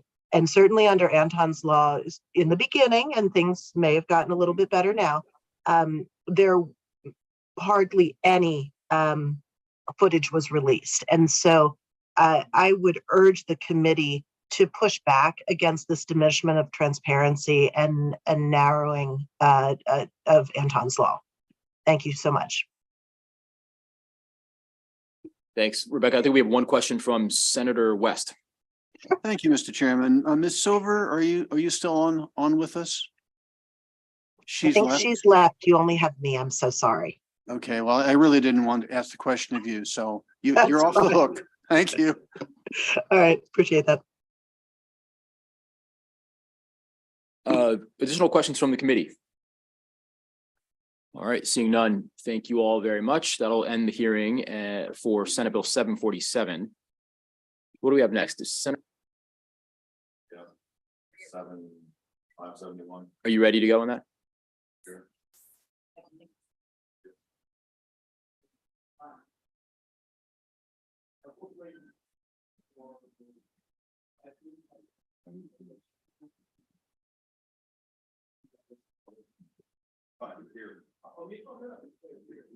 All right, if you're here, then let's rock and roll. Senate Bill 571, Senator Folden. You gonna come up? Have my panel come up, sir.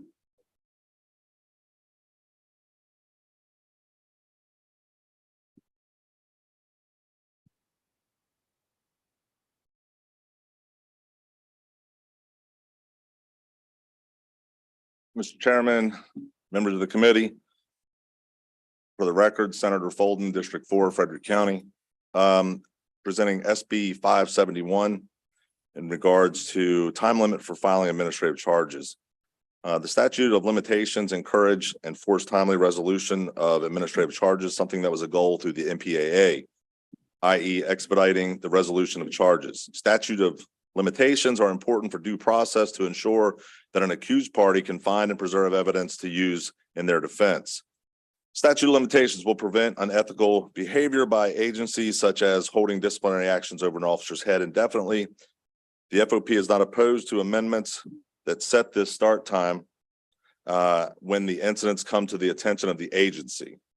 What this bill does is actually just allows that the time frame for these actions be set to 1 year and 1 day from the action that occurred, and the agency was made aware of the action that occurred and was brought to the attention of the agency. The statute of limitations is for incidents not involving a member of the public. Incidents that involve members of the public already have a statute of limitations. So with that, I'll just go ahead and turn it over to members of the FOP from the state. Thank you. Good afternoon again. Thank you again. My name is, for the record, my name is Michael Shire, police officer for 19 years here in Maryland, speaking today on behalf of the Maryland Fraternal Order of Police. I'm also an attorney. Thank you to Senator Folden for introducing this legislation. I am here to speak on in favor of it. This is just something that was kind of missed when the original MPA was crafted. There is a statute of limitations already, as was mentioned, for those incidents occurring that involve a member of the public. This is a statute of limitations only for administrative charges that are not involving a member of the public. So what does that include? Well, that's things like an officer not shining their shoes, or being late for duty, or backing their police car into a pole in a parking lot, which unfortunately sometimes happens. As it currently stands, a police officer could be, like I said, late for work, and 20 years later, their supervisor at the time who noted it is now in a position of greater power and wants to administratively charge the officer for some possibly unethical reason. Without the statute of limitations as proposed in this bill, those minor offenses hang over an officer's head indefinitely. That's terrible for morale, and it poses a huge opportunity for abuse. As was mentioned also, it was the goal of the MPA to get these things resolved in a timely manner. One of the advocates' complaints, which was valid, was that these investigations are taking too long and that the adjudication is taking too long. This ensures that there is a process that is time motivated to get these things done and taken care of. Statutes of limitations also have important due process implications. They're common in our legal system. They are there to make sure that accused parties can adequately prepare their defense and that evidence against them is properly preserved. As I also mentioned, it prevents those abuses improperly by those who have power over officers. As was also mentioned, we have no problem from the FOP standpoint changing the start time to when it became when the offense came to the attention of the police department, as opposed to when the offense actually occurred. That's certainly more than enough time to investigate and to charge on these offenses. We also are okay with an amendment that would exempt criminal charges from the statute of limitations because of the time that it takes to sometimes adjudicate those criminal offenses. We can push those off. So with that, we ask that the committee favorably report on this legislation. Stand for questions.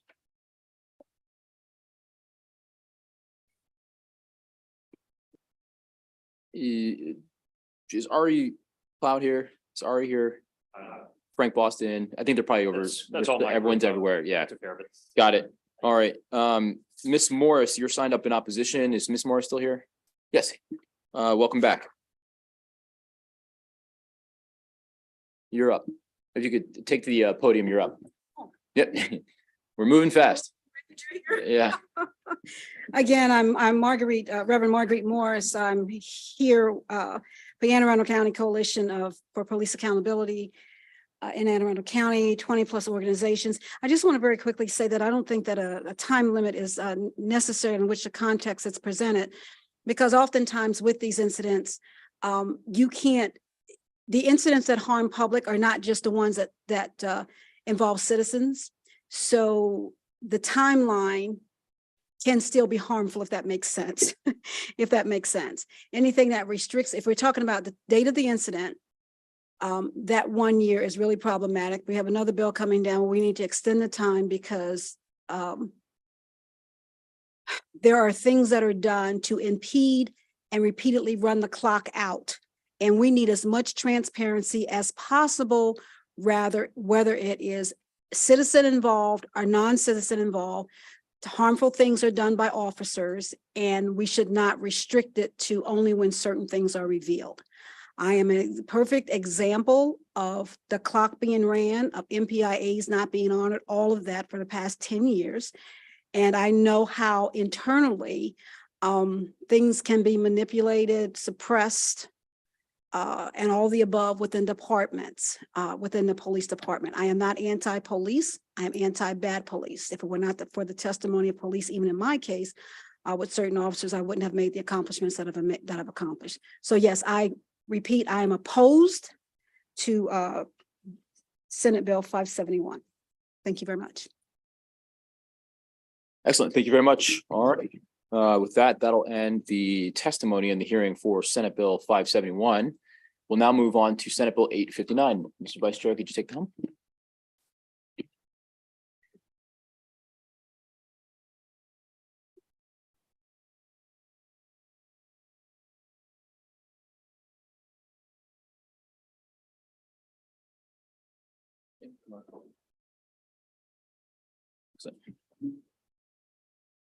All right.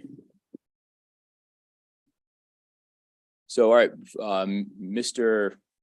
Senator Sidnor, before you get started, I do want to just make a comment about the last two bills we had. Look, this committee deals with, I think, the most difficult issues in the General Assembly, and obviously tensions run high, emotions run high. You know, just about everyone in this committee has been called something terrible about, you know, as a result of the policies that they offer. And if you haven't yet, then just wait until you start. But I do want to say that it's a real honor and a pleasure to work with every single member of this committee, Senator Folden included.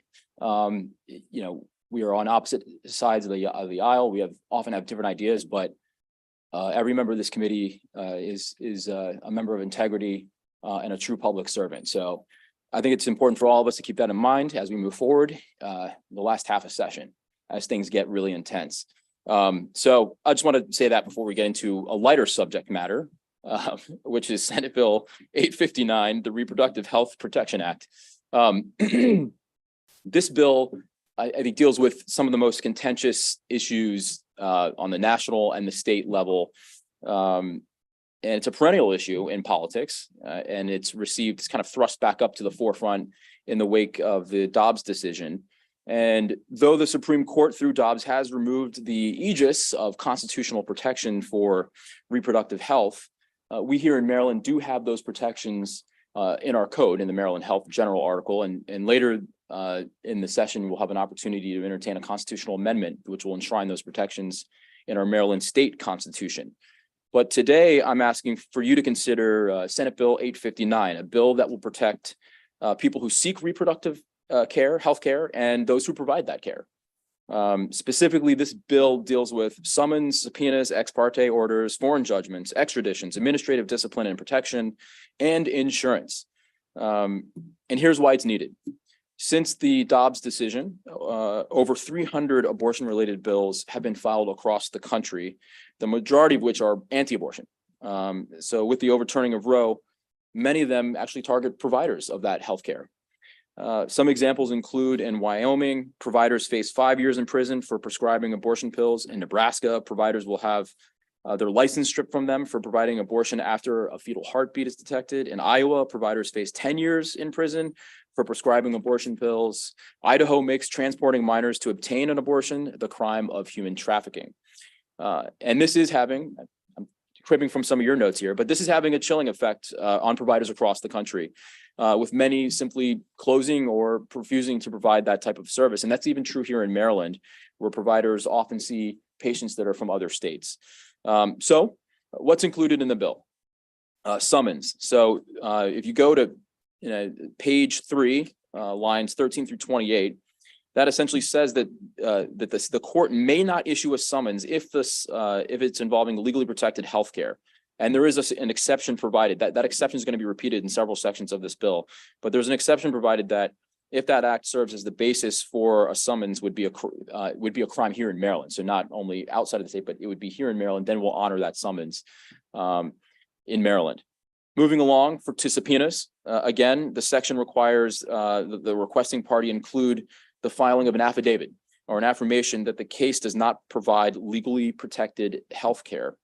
And there is an exception for that for lawsuits that are brought by patients for something that could have been brought in Maryland or based on conduct that is, again, prohibited by Maryland law. That same exception is repeated again here in this section, and that can be found, again, page 3, lines 25 through page 4, lines 10. Moving on to ex parte orders, and we can go through and define these terms here for you, but they're all in the fiscal note, and happy to further define these terms and these processes in the following Q&A. But ex parte orders, moving along to page 4, this provision relates to wiretapping and states that the courts may not grant an ex parte order allowing the interception of wire or oral or electronic devices for the purposes of investigating, again, that legally protected healthcare. And I think in looking at the drafting, we may need to add, and I'll talk to the advocates after this about some of the exceptions here in this section as well. I didn't see them present in this portion of the bill, and that can be found on page 4 through page 5, lines 11 through 21. Moving on to foreign judgments, and there may be some issues of full faith and credit that we can discuss later on in the Q&A. But foreign judgments, this section says that Maryland will not honor a foreign judgment if it arises, again, from a claim related to legally protected healthcare. There are some exceptions. The same section exists here for lawsuits that are brought by patients that something could have been, again, a crime here in Maryland. The same exception repeated. We've only missed one section for the exceptions, so I'll talk later with some of the advocates about as to why that may be a drafting error or not. Moving on, we'll talk about full faith and credit and penal judgments and those exceptions to penal judgments being honored in the state, if the committee desires to go that way. Extradition, which is a core piece of this. There are two, and this fiscal note speaks to this, I think, quite well. There are two types of extradition, permissive and mandatory. This bill only focuses on the permissive aspect of extradition. And it states that the governor shall not extradite someone who committed an act in Maryland if it relates, again, to legally protected healthcare, and it would not be a crime here in Maryland. So it prevents the governor from honoring those extradition requests. Moving along to the protection from administrative sanctions for the Health Occupations Board. Health Occupations Board can essentially take no adverse action against a provider because that provider provided legally protected healthcare, or for any disciplinary action taken out of state against that same provider for doing the same thing that has criminalized that activity in that state. Finally, moving on to insurance, and you'll note that this bill is cross-assigned to finance. Finance deals mostly is much more familiar with insurance matters than we are here in the Judicial Proceedings Committee. So I'm going to ask them to take a deep dive into this, and we'll have some experts that will also explain this section of the bill. But there are two aspects: multi-state insurance plans and then malpractice insurance. Now, if you go to page 8, lines 28 to 32, it's a technical fix, but it's got serious implications. And so I'll speak a little bit to this and then defer to the experts to kind of dive in a little bit more. And we'll rely on our colleagues in finance to really provide their expertise and deep dive look on this provision, since we're not as familiar with this.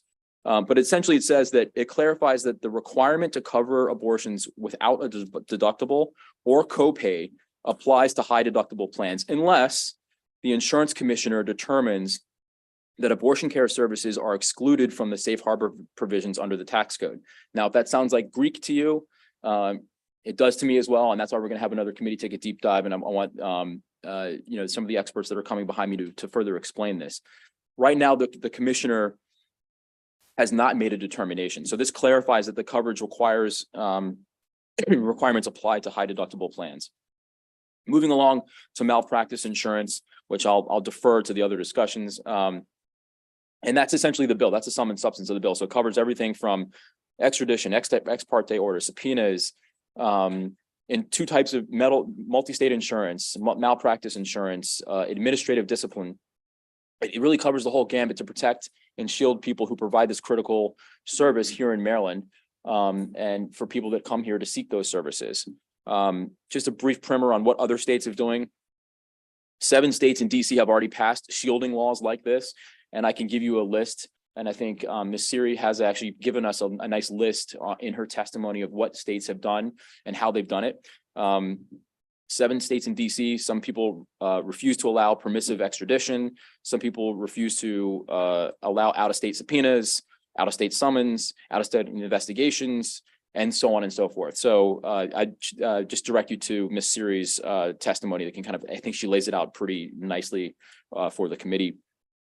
And governors in 9 states have issued executive orders specifically protecting abortion rights. And these orders cover a range of issues, again, extradition, investigations, licensing, and so forth. So with that, I will rest, turn it over to the panel, and I'll stand by for questions, but I would ask the committee for a favorable report. Thanks.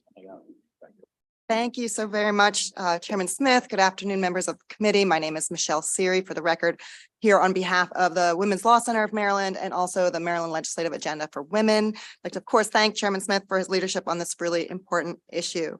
So as you all have no doubt heard in the wake of Dobbs, the Dobbs case sending abortion rights back to the states, there's been a concerted attack on reproductive health throughout the nation. And you'll hear from providers today who fear not only for their safety, but also for their ability to continue their livelihood and continue practicing medicine. You'll hear from patients about what it's like to try and access abortion care in the current environment. And you've heard now what Maryland can do to prevent that long arm of another state from reaching into Maryland and intimidating our residents, our patients, and our providers. And so what we can do is lead by now one more state. In the time that I wrote my testimony and submitted it yesterday and today, one more state has added shielding laws to their books. That is Washington State. We're very happy about that. And I know when you look at this bill and you hear all the different clauses and all the different statutes that it's touching, it seems a little overwhelming, but at its heart, it is procedurally pretty straightforward. It is just going through all of our criminal, civil, and administrative procedures and ensuring that they consistently protect those Maryland providers and patients. Chairman Smith has already gone through really those layers. I would add that for the ex parte section, it is so very narrow and limited in what that ex parte order for wiretapping may be about that we didn't necessarily see a purpose to adding the exception in there, but we're certainly not opposed to that. And I do want to talk just briefly about those exceptions. It does not apply to conduct that is already criminal or civilly liable, would raise civil liability in Maryland. It does not apply to a claim that is brought by a patient regarding their legally protected healthcare, so their lawsuit against a doctor for malpractice. And it does not apply to the subject of an investigation who provides written consent because they would clear their name. Our reproductive rights are only meaningful if we shield Marylanders from these intimidation tactics. And for those reasons, I urge a favorable report on SB 859. Thank you so much.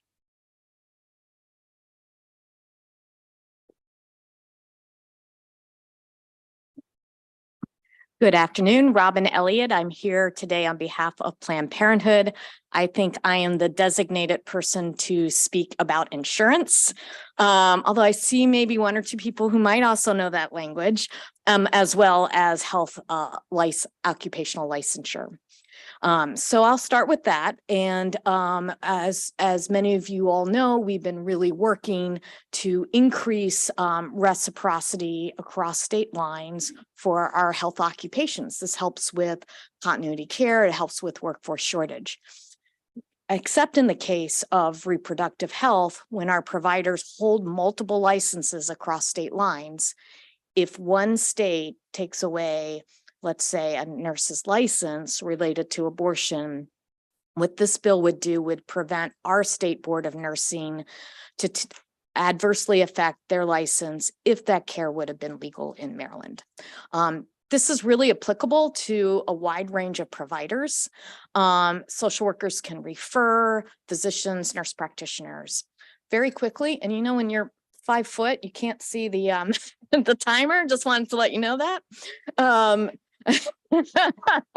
So sorry if I go over.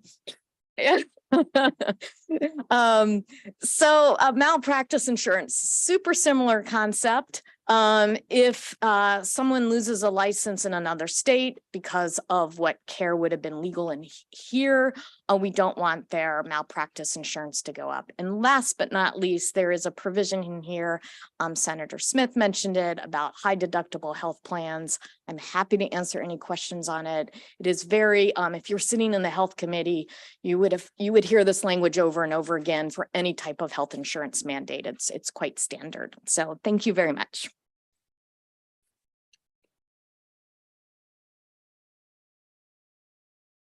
Hello, I'm Pam Casemare, and I'm here today on behalf of a wide range of healthcare professional associations, including the State Medical Society, the Academy of Pediatrics, the Association or the College of Obstetricians and Gynecologists, the Mid-Atlantic Association of Community Health Centers.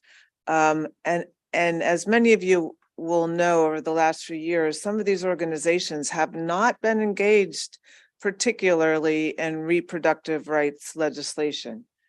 They are all here today strongly in support, even if they are not reproductive right professionals themselves, in support of this legislation.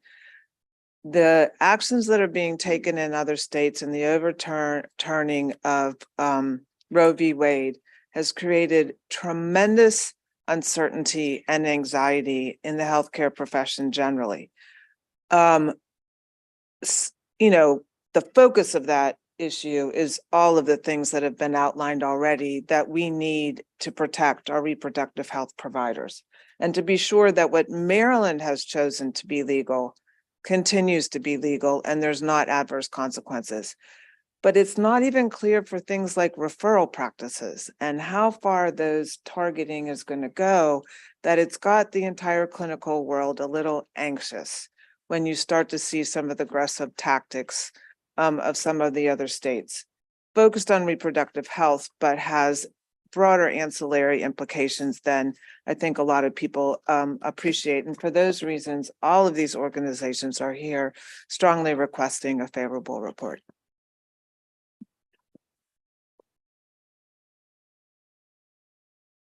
Good afternoon, Mr. Chair, members of the committee. I'm Lisa Jordan with the Maryland Coalition Against Sexual Assault. We're here in strong support of Senate Bill 859. Mr. Chair, thank you for your leadership on this issue. Senator Kelly, I also have to acknowledge your long history of leading in this arena, and I did see Vice Chair Klausmeier sneak in, so it's lovely to see you down here as well. You know, it's obvious to say, but the Maryland Coalition Against Sexual Assault represents rape crisis centers, and we talk to survivors of rape. And access to abortion care and information about reproductive options, that's vital to survivors of rape. The CDC reports that almost 3 million women in the US experienced rape-related pregnancy. And a 3-year longitudinal study of rape-related pregnancy found that 5% of rape victims aged 12 to 45 became pregnant as a result of that rape. Of those, half terminated the pregnancy, about 6% placed the child for adoption, and about a third keep the child. Survivors of reproductive coercion also need access to abortion care without fear of prosecution.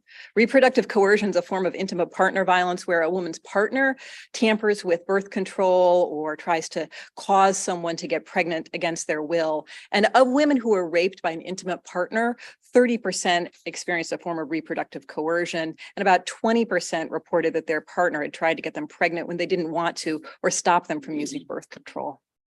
Senate Bill 859 is needed because these survivors need to be able to speak with Rape Crisis Center staff, as well as healthcare providers, as well as others here in Maryland about what are their options. And those providers, as well as the survivors themselves, should not be risking civil or criminal prosecution. As Ms. Siri said, rape survivors and others in Maryland will only have access to the full range of what is legal in this state if we act to create a shield from the threats and intimidation tactics of other states. So for those reasons, the Maryland Coalition Against Sexual Assault urges a favorable report on Senate Bill 798. Thank you all very much. Senator West. Thank you, Mr. Chair. Could one or more of the people on the current panel come up to the microphone and just to give me 3 illustrative examples of how someone in Maryland, whether a woman or a doctor, could be the subject of a long arm reaching out from another state. I don't think we've heard any examples, and I think it'd be helpful to us to talk to our constituents if the issue is raised and be able to say, here are the kinds of things this bill is trying to guard against. Absolutely. Thank you so much, Senator West, for that question, especially right now with what is happening across the country when it comes to medicated abortion, the abortion pill. This is a really critical issue. And so an example that I would give would be a provider here in Maryland giving prescribing mifepristone to a patient who has come from West Virginia, for example, or Texas, and then goes back and takes it in that state. And that state then comes to try and prosecute the provider in Maryland. So in that case, it's not a matter of a crime happening in Texas that then they flee and are a fugitive in Maryland. That is a Maryland provider doing what is legal in Maryland, being prosecuted in another state. And that is who we're trying to protect. Great, that's very helpful. Do you have 1 or 2 other examples you can supply? Yes, we could. Yeah, SB 8 absolutely is an example. So SB 8 in Texas allows an individual to sue pretty much anybody that has involved with getting someone in Texas an abortion. So that could be an abortion fund member here in Maryland. That could be the rape crisis counselor here in Maryland. There could be a lawsuit there. And that goes to the final judgment rule that we put in here as well. We think it's really important that cases like SB 8, that penal and punitive statutes from other states that create lawsuits can't be enforced here in Maryland because of actions that are legal here in Maryland. Great. Thank you so much. And Mr. Chairman, I do have a couple of questions of the sponsor of the bill. So the first part of the bill, if I can find it, here it is. The first part of the bill gives direction to the courts, and it's in Article 9 of the Courts and Judicial Proceedings article. What page are you on exactly? I'm sorry, I'm on pages, I guess, 2 and 3 of the bill. Yep. And tells the judges what they can and cannot do. Basically says judges cannot cooperate with other states. Are you aware of any other situations in Maryland law now in which the General Assembly has instructed judges not to cooperate with other states? Or is this for the first case? No, to my knowledge, I'm not aware of other instances, and this might be your first case, unless the panel has any other examples, but I don't have any other vignettes or examples of this. For the summons, you're in the summons. Yes. For a summons. Yeah, I'm unaware, but you can answer if you, I mean. Do we have any issue of separation of powers here? Of the courts doing what they normally do and the General Assembly now, the legislative branch reaching out to the judiciary and tell them you can't do this and you can do that? Senator West, if I may. Sure, yeah. Thank you. So I think the best example actually would be already our foreign summons law. So first of all, those are all statutorily created already. So we're already telling the courts how they can and can't accept foreign judgments from other states. And already in a summons, the court has to have a hearing and determine that individual that is being summoned for an out-of-state proceeding is relevant and material witness and essential to that proceeding. And the court cannot issue a foreign summons unless it meets those standards. So we're simply adding just one more standard, one more finding that the court would have to make. So I think that's well within that statutory scheme. Okay. And then my last question for the chairman of the committee, the sponsor of the bill, is you alluded during your testimony to the full faith and credit issue, which you said you'd be prepared to address. Could you address that issue? Sure, and I'll have folks come behind me, but look, there are generally 3 exceptions to full faith and credit for civil judgments. So fraud, lack of personal jurisdiction, and then the penal judgment, which I think Ms. Siri spoke to. And we actually reached out to the Attorney General for further guidance on this and have received some kind of preliminary guidance, but Maryland courts have held that full faith and credit clauses do not require the state to enforce an out-of-state penal judgment. And there's some case law that I can send you. So I can send you the case sites. And I Do we think have a definition of what a penal judgment is? yes. So the test whether a law is so the SB 8 is a prime example of a penal judgment, but the test is whether the law whether a law is penal is whether the wrong sought to be redressed is a wrong to the public or wrong to the individual. So if it's not a wrong to the public but to the individual, the question is then it's penal. So there's no like public good derived from the judgment. It's to penalize someone, and that's what SB 8 does essentially in Texas. There's no broader societal ill that's corrected. It's literally just directed towards penalizing an individual for an action. And so that's essentially the definition. I can send you the Black's Law Dictionary definition of it as well. I've got my own Blacks. I think Yeah, I yeah, look it yeah. up. Thank you. So thanks for your answers to the questions. I appreciate it. Do you want to further expound on that? Sure. I can just briefly expand on that. And the chair is absolutely right on those three examples. And I would just go further to say, one of the things that makes SB 8 so demonstrative of this issue is that Right. That's the Texas law. I apologize. Yes, the Texas law, which allows someone to sue anybody. The whole point is that they're not actually harmed. That Texas person didn't have to know the person that got an abortion, have to know the people that committed the acts that they're alleging. They are just out there trying to make a point. And so that judgment isn't making somebody whole. And that's the real distinction when it comes to these penal judgments, is it's not actually making someone whole. There was no injury to that individual. And so that's the penal nature of the legislation. And that's where the Supreme Court, both of Maryland and the US Supreme Court, have held that we do not have to adhere to full faith and credit when there's a penal judgment like that. Thank you. Senator McKay.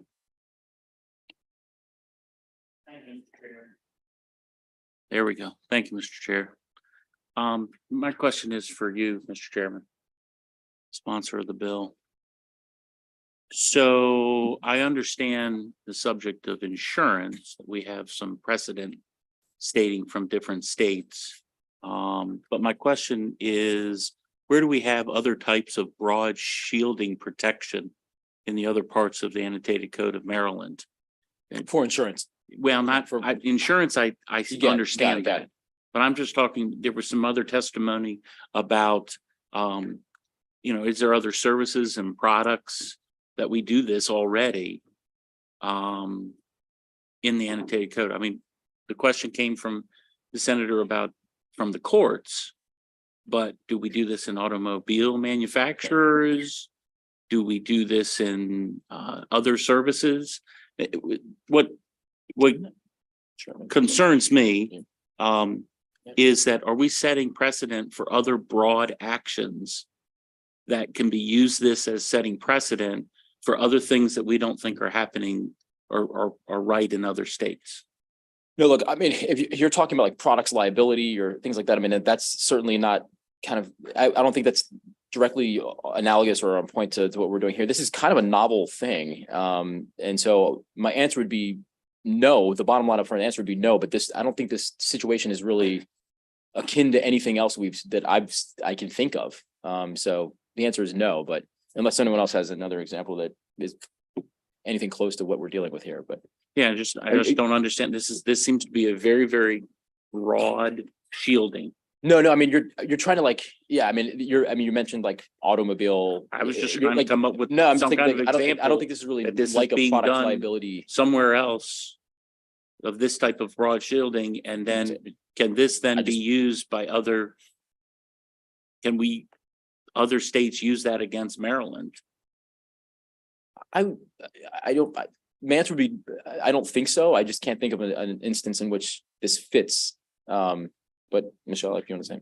I was just going to say, Senator, that I think the attacks are what's really novel. We've never seen a situation like this. When Dobbs was issued and it sent everything back to the states, that created this confusion and this situation, this perfect storm where states can now all of a sudden start trying to impart their anti-abortion rules and laws and statutes on other states. So that's why it's a novel thing here, because we've never had this type of overreaching and long arm into the issues that are happening here today. And do we have, I'm going to say your answer is going to be no, because this is fairly new. Do we have examples? Do we have some of a provider that has been asked by a different state and has been not impugned, that's not the right word, but affected? We certainly will have providers that can speak to their fear and concern about not acting right now because of what's happening in other states. I think it's still very new. So we have not, I don't think we have not seen cases in Maryland yet, but Ms. Elliott might have some more information on that. Getting a little bit into the health licensure occupations area. So Maryland is very enthusiastically enters into many licensure compacts. And these are by and large really good things. They allow our nurses to cross over to the Pennsylvania and the Pennsylvania nurses to cross over to us. The way that those compacts work is that if a provider is disciplined in another state, there are some compacts, and we're going to hear from one of the boards, I think later, some compacts require our state boards to take action. And so as the abortion restrictions roll out, and many of them are very new, where I think we're now at 14 states have banned abortion. That number goes up and down because it's in court, out of court. But we will see definitely physicians and nurses and social workers get caught in that. We will see them receive disciplinary actions on their licenses, and we will see our boards having to take that into account because of the way our laws are intertwined. So some of this, it's new, and health disciplinary actions take a lot of time.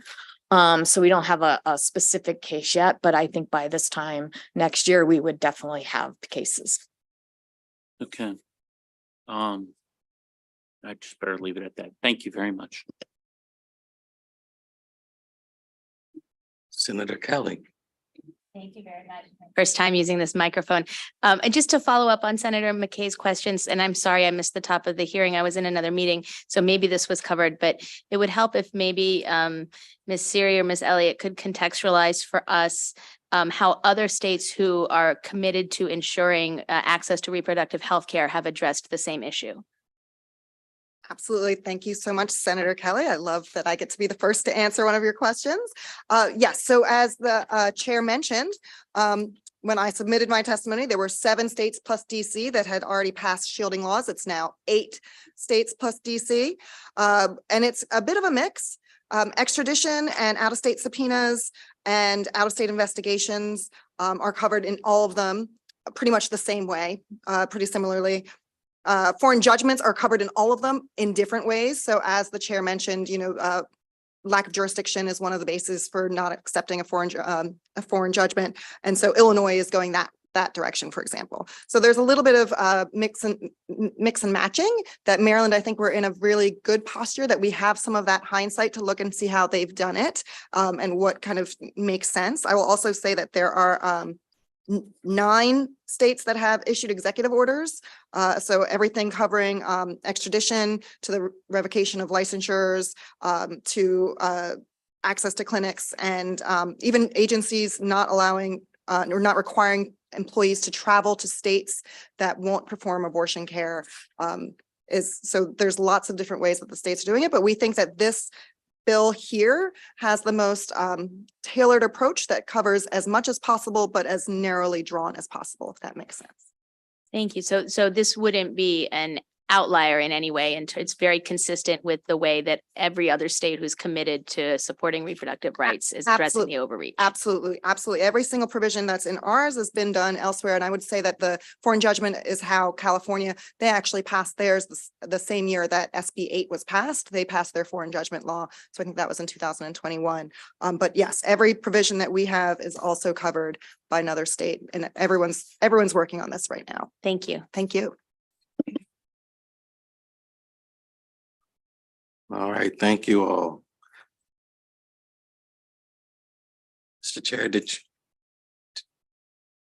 you have another panel? All right, then. The committee's Very in good good. hands. Heather Forsyth. Mary Ellen Spear. Matthew Desick. And Seacott. You can testify in that order. Okay, thank you, sir. Good afternoon. I'm here testifying on behalf of the Attorney General's Office in strong support of Senate Bill 859. As the committee is aware, a proposed constitutional amendment to enshrine the fundamental right of reproductive freedom in Maryland is working its way through the General Assembly, but it is not enough to say we have reproductive freedom. Our laws have to demonstrate in very practical ways what that looks like. As generations of Black and Brown people will tell us, equal protection under the law did not come about by simply saying so. It took decades of hard work to teach the rest of us what that looks like in everyday life, in equal access to accommodation, to travel, to school and work, to jury composition, and much, much more. It's an ongoing struggle.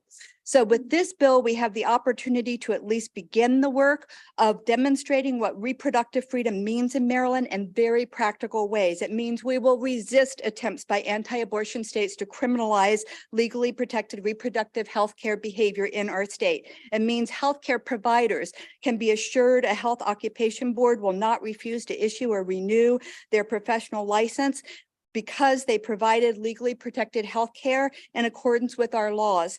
And it prohibits issuers of professional liability insurance from making a healthcare professional suffer the effects of providing legally protected health care by refusing to issue or renew a professional liability policy, or by reporting the practice of legally protected health care to private or governmental entities.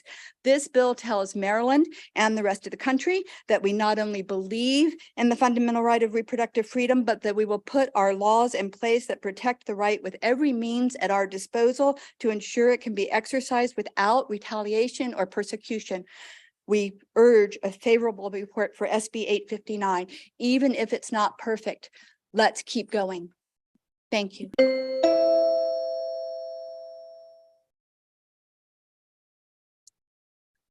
Senator Smith and the members of the committee. My name is Mary Helen Spear, and I'm testifying today on behalf of MARF, the Mountain Maryland Alliance for Reproductive Freedom. It's a nonpartisan grassroots organization of people in Allegheny and Garrett counties committed to assuring and expanding reproductive health care and freedom in residents of rural Mountain Maryland. SB 859 provides important protection to all Marylanders, but is particularly important to residents of Garrett County. Our representatives to the state legislature sometimes speak as if the residents of Mountain Maryland are all against abortion and other reproductive rights and freedoms. That's just not true. Support is growing for accessible, affordable, and local reproductive health care, as well as readily available information on all legally available options. With West Virginia on our western, southern, and eastern borders, and the West Virginia abortion ban, Garrett Countyans will see an influx of others coming through our county to secure reproductive health care and gender-affirming services in downstate Maryland. If we get our own reproductive health care facility in Garrett County, the number of people coming to Mountain Maryland for health care will increase dramatically. Compassionate people in Garrett County will help out-of-state visitors get services which are legal in Maryland. But these people these Garrett Countyans may be at risk of prosecution by other states. These Marylanders need to have the protection of a shielding bill.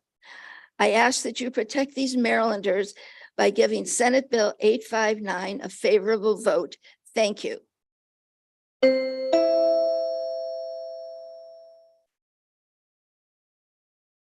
Good afternoon, Mr. Chair, members of the committee. For the record, Matt Dudzik on behalf of the Maryland Board of Physicians, here to testify in support of Senate Bill 859. The Maryland Board of Physicians is the regulatory body charged with protecting Maryland patients by ensuring that all medical care provided in this state is safe and effective. When carrying out this duty, we look at a number of factors, but at the center of all of this is the core question: did the medical care that the patient received meet the appropriate standard of care? In every such decision, the board attempts to center the patient and the care itself rather than any political considerations. Unfortunately, in some cases, care that is considered safe and appropriate, both here in Maryland and throughout the medical community at large, is restricted or outlawed in other states. The board's position has always been that reciprocal disciplinary action should be limited to acts that would constitute a violation under Maryland's Medical Practice Act. But as we increasingly move to regulatory models that prioritize interstate care, the board has grown concerned that we might be used as a hammer to enforce discipline for acts that occurred in other states, but that would be fully permissible here in Maryland. Senate Bill 859 alleviates these concerns by explicitly stating that we are only to take action here in Maryland if the care provided was not in accordance with the laws of this state. This allows us to once again center the patient in our disciplinary actions and ensure that the focus is where it belongs, on safeguarding the public by ensuring that all medical acts meet the appropriate standard of care. For these reasons, the board urges a favorable report on Senate Bill 859. Thank you for your time.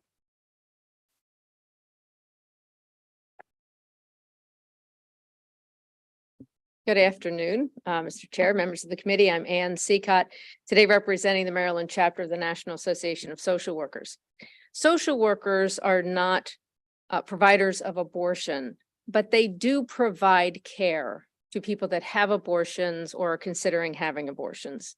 That may take the form of counseling, it may take the form of a referral, but these are additional help, clinicians that are licensed by Maryland's health occupation boards that are potentially in jeopardy for what we don't know might be coming down the road when it comes to what some of the other states are aggressively trying to do to impact what happens in other states.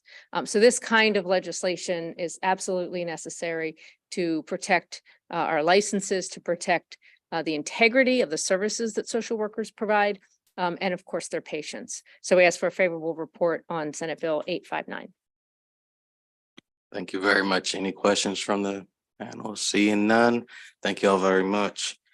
Next up, let's see, Christine O'Donovan Zavada, Jessica Emerson, Priya A. Chatteray.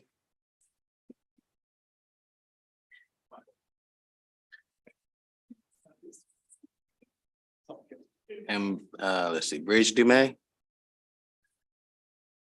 You can speak in that order. Okay. All right. My name is Christine O'Donovan Zavada, and I drove here from Allentown, Pennsylvania to testify today. In the summer of 2018, because of a broken condom and a failure of emergency contraception, I got pregnant. It took several weeks of violent nausea for me to realize that the emergency contraception had failed. And when the pregnancy test came back positive, I felt a horrible pit in my stomach. I felt a total lack of control, like my body had been hijacked without my consent. And my decision was not difficult.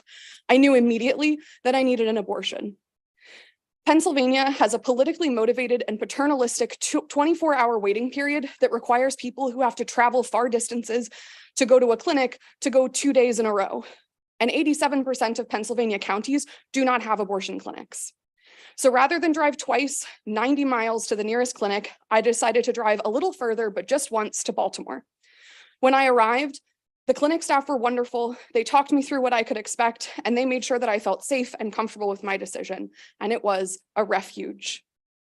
I also had an incredible network of friends that helped me both monetarily and emotionally, a job that supported me and provided time off. But now, with the overturn of Roe, that pit in my stomach has returned. I know to the core of my being that I would have found a way to end my pregnancy at whatever risk to my life. I might not have survived, but I know that I would not have carried to term. 12 states have now banned abortion outright, and several have added criminal and civil penalties for patients like me, for the clinic staff who helped me, and for the friends who supported me. Since the fall of Roe, I have been thinking constantly about the people facing the same decision that I did, with the same conviction that I had, often with fewer resources and now with more barriers than I had, making that very same trip to Maryland for refuge just like I did.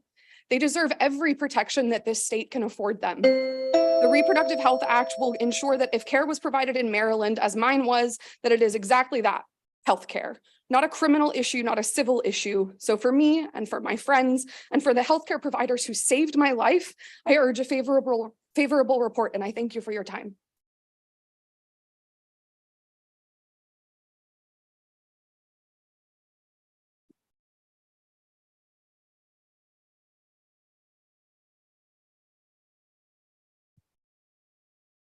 Thank you, Senator Smith and members of the committee. My name is Priya Hay Chattopadhyay, pronouns she, they, and I'm the communications manager at the Baltimore Abortion Fund. The Baltimore Abortion Fund, or BAF for short, is a nonprofit that provides financial and logistical support to Marylanders and people traveling to Maryland for abortion care.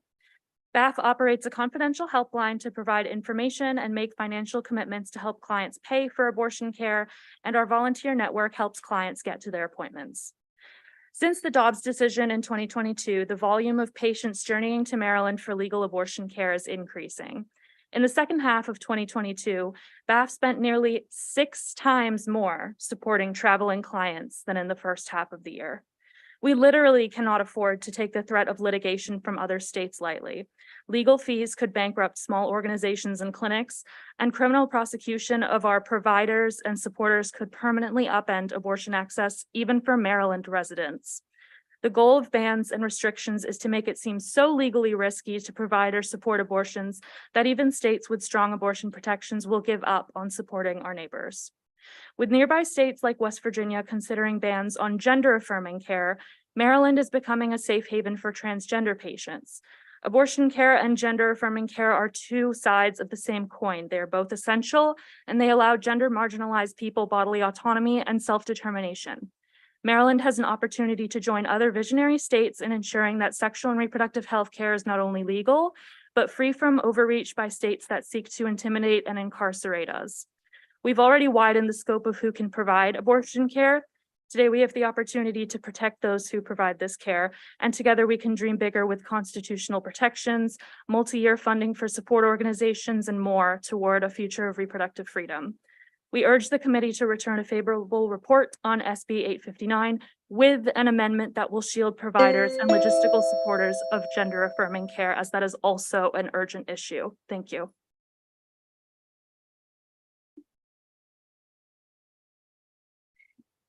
Good afternoon, Mr. Chair, members of the committee. My name is Jessica Emerson, and I direct the Human Trafficking Prevention Project, which provides legal representation to sex workers and criminalized survivors of human trafficking. I am also here in strong support of Senate Bill 859 with an amendment I'll cover at the end of my testimony.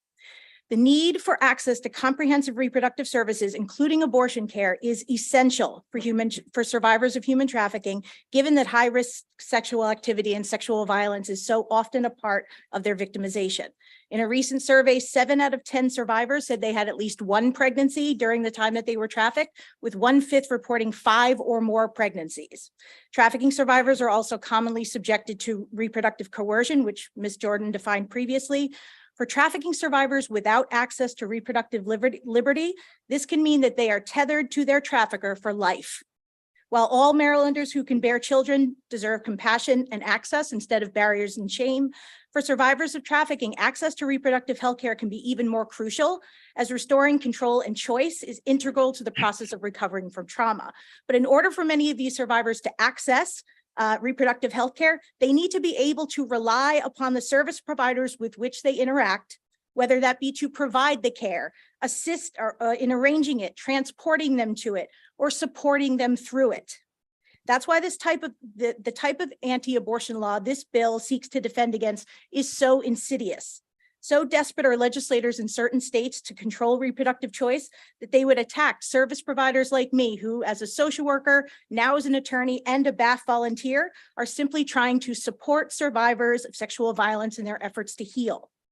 I would also add that across the nation, the majority of states seeking to criminalize abortion are also passing measures to criminalize gender-affirming care and those that seek it.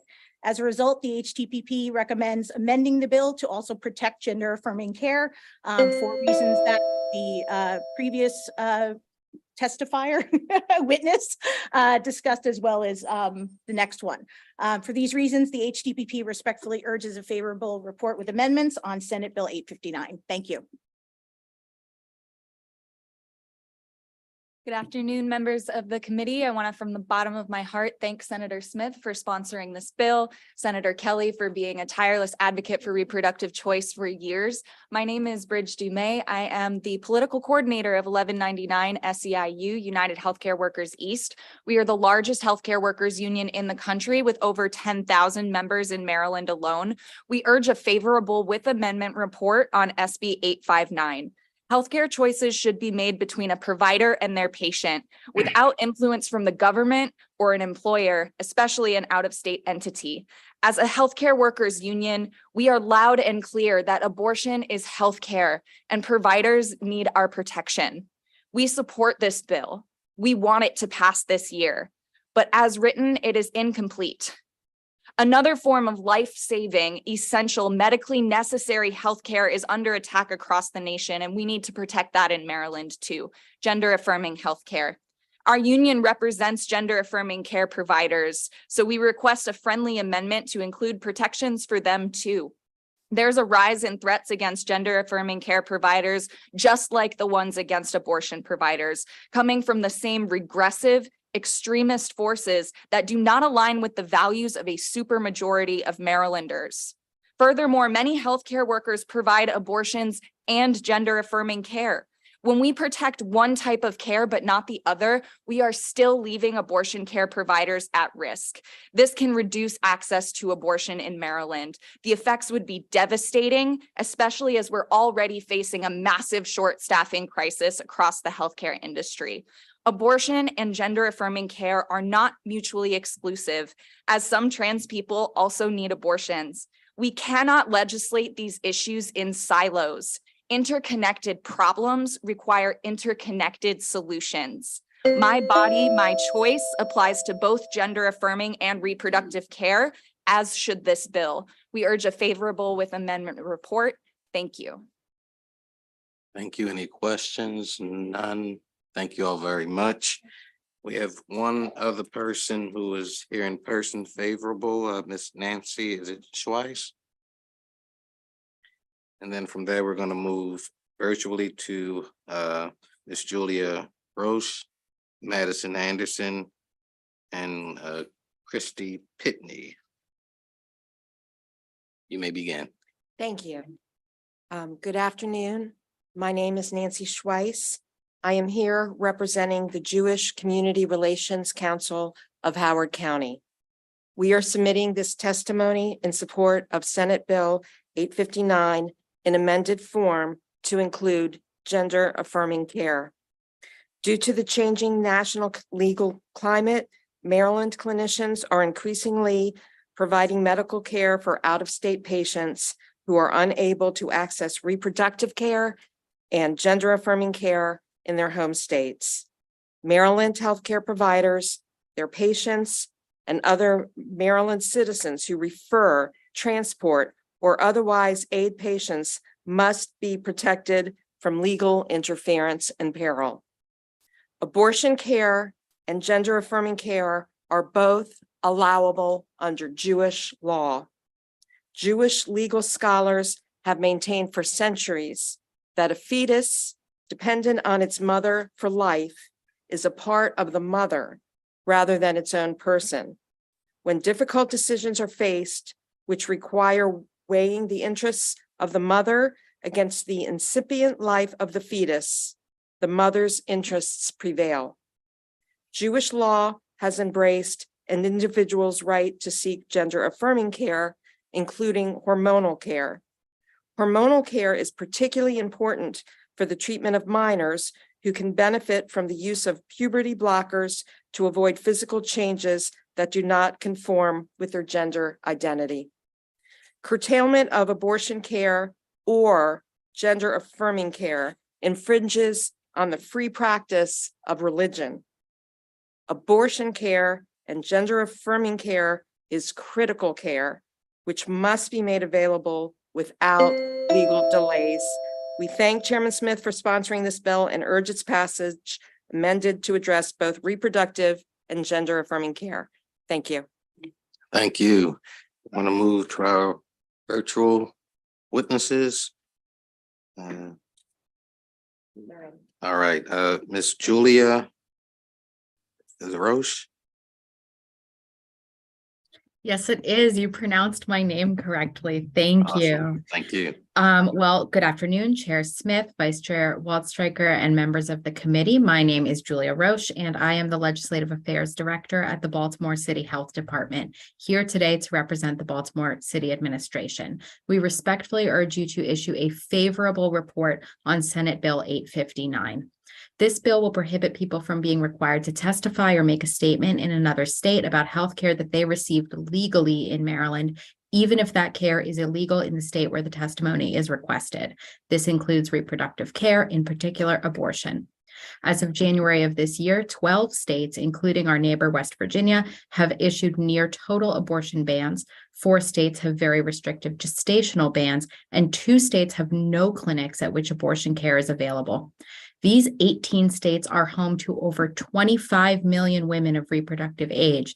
And as my colleagues mentioned, this number is even higher, as some people who do not identify as women can also become pregnant. Inevitably, some of these people will seek abortion care in other states where it is legal, such as Maryland. The bill will also protect Maryland doctors from being prosecuted for performing care that is legal in our state. Although abortion remains legal here, our doctors may be at risk for prosecution in other states if a person comes here to receive abortion care. In 13 states, abortion is banned except in the case of a medical emergency or serious health risk for the pregnant patient. It is up to doctors to determine if the pregnant person's life is in danger. We have already witnessed doctors become fearful and unsure if they can intervene in a medical emergency, even if it means their patient might die from pregnancy complications. The research is abundantly clear that abortion care can be life-saving. A study from the University of Colorado Boulder found that if the U.S. were to ban abortion entirely, the country would see a 24% increase in maternal deaths. Importantly, access to abortion care can also empower people to become parents if and when they so choose. We respectfully urge the committee to protect people from being prosecuted for care that they obtained or provided legally in our state by issuing a favorable report on Senate Bill 859. Thank you so much. Thank you. Madison Anderson. Yes. Chair Smith, members of the committee, thank you. For the record, my name is Madison Anderson. I'm 22 and from Houston. September of 21, I just got out of a 2-year relationship. And so I decided on September 15th of 2021 that I would take a pregnancy test. I remember that the first test that I took, the first line developed before the control, and I called a friend to buy me more because I was in disbelief. At one point, I had 5 positive pregnancy tests in front of me. After seeing multiple positive tests, I talked to my sorority sister about my options, and I knew that abortion was more than likely going to be the choice that I had made. I called Planned Parenthood the next day to schedule my first appointment.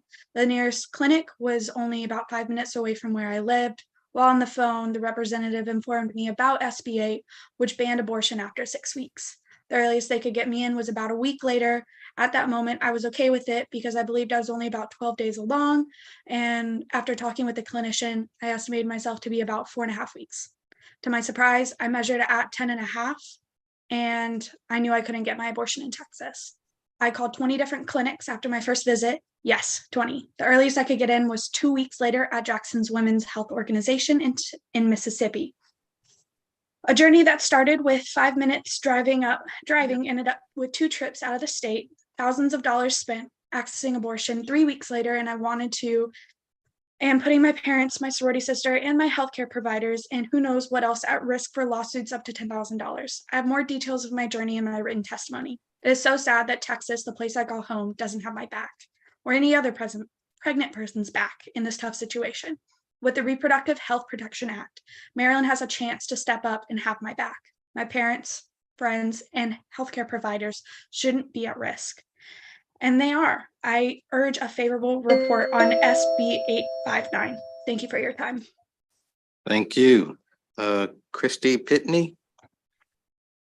Yes, hello. Good afternoon. Thank you for having me today. And also thank you so much for the brave testimony from the 2 abortion patients. I really appreciate that they took the time to do that today. So my name is Christy Pitney. I'm a nurse practitioner and a nurse midwife with a telehealth practice here in Maryland. And I'm here today to request that you support SB 859. It's critical that Maryland pass this bill and put in place strong protections for clinicians who are offering abortion services. As you know, many states are implementing abortion bans that restrict access to this essential healthcare service. Patients from across the country are turning to Maryland and other haven states to receive care that they're being denied in their home states, as we have just heard about. Some of those patients can travel to Maryland, but many of them cannot. And through my telehealth practice, I have patients every single day who are looking for access to care, but I have to turn them away because they cannot leave a restricted state. One example that comes to mind for me is a patient who was a minor and her mother who called my practice together requesting that we send medication abortion pills to Florida because the patient had been raped. They could not find access in their area. They could not afford the abortion. They could not afford to travel out of state. And they firmly told me that they could not afford to raise a child. When patients are unable to receive these critical services in their home states, we should be able to support them and provide the care that they need. In order to do so, it's critical that protections are in place for clinicians so that anti-abortion extremists cannot retaliate. My personal position on the bill is favorable with amendments. I ask that you support SB 859, but that the language be adjusted to further strengthen protections for both patients, regardless of their location, and clinicians who are present in Maryland. I hope this bill passes and we can uplift Maryland to be one of the leaders in support of reproductive freedom for our country. Thank you again for your time. Thank you. No questions. We're going to move now to those with the unfavorable position of Francis Arlinghaus and Laura Bogley.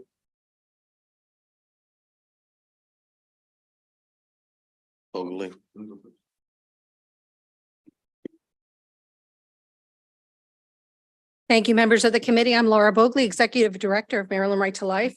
On behalf of our Board of Directors and in the interest of public health and safety, we respectfully yet strongly oppose this bill that enables abortionists to traffic and exploit women for profit. And we urge your unfavorable report. By enacting this legislation, the Maryland General Assembly will become a state sponsor of interstate human trafficking, may aid and abet sex traffickers, and will abandon your duty to provide for the health and welfare of residents and non-residents alike.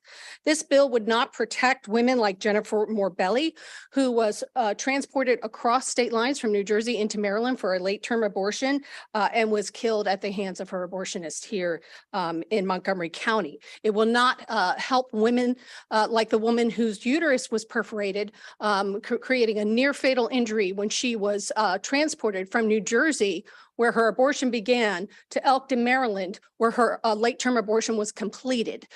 This assembly saw fit to enact a series of abortion clinic regulations in 2012 to prevent these injuries and harm to women.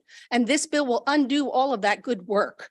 The bill is an abortion shield law designed to protect the abortionists, abusive partners, and sex traffickers who transport women and girls across state lines to get unregulated and even late-term abortions.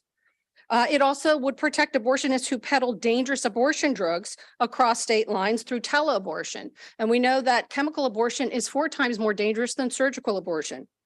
The connection between abortion and sex trafficking cannot be denied. Both are an affront to human dignity, and both are profiting from human suffering. Abortion centers often turn a blind eye for profit, enabling the sex trafficking industry. A groundbreaking study by the Beasley Institute found 66 human trafficking survivors had a total of 114 abortions. A majority indicated that coercion played a role in at least one of their abortions. Nearly 30% said they went to Planned Parenthood, and one survivor who endured 6 abortions recounted. Is my time expired? Can't see the clock. Okay. She recounted that at least one of her abortions was from Planned Parenthood because they didn't ask any questions. So for these reasons, we urge you to put patients before abortion politics and urge your unfavorable report. Thank you. Thank you.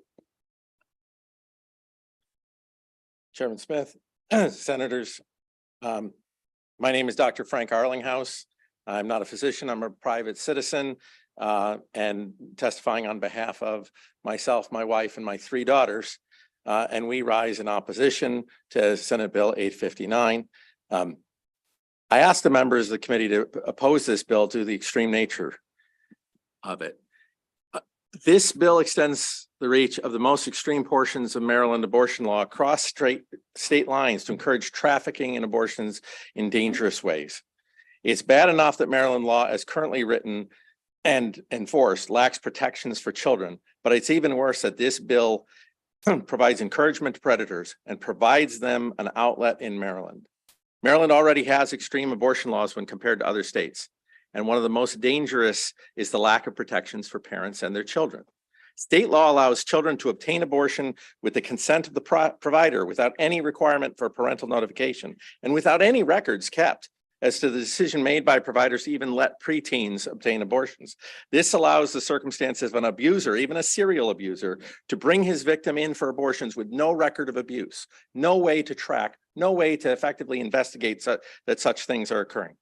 This bill would extend this scenario to other states, making Maryland a destination for abusers to obtain abortions for their victims, especially for abusers coming from states where minors' abortions are tracked, where minors' parents are informed, where authorities can use records to pursue evidence of a crime only indicated by the trafficking engaged in by the user. However, in Maryland, because such a scenario is hidden by abortion law, such evidence doesn't exist. And this bill extends that even further by making us a destination. This scenario doesn't occur often, but it has been found in other states. Due to our record keeping in Maryland, or lack thereof, this bill extends that flaw in the Maryland law beyond the state borders. I disagree with this law for many reasons, but this flaw alone should cause concern to the members of this committee. And for this reason, I ask that you consider returning an unfavorable report on this bill. Thank you. Thank you. Any questions? If not, that is the last witness for this bill, and that closes this bill hearing and closes us for the day.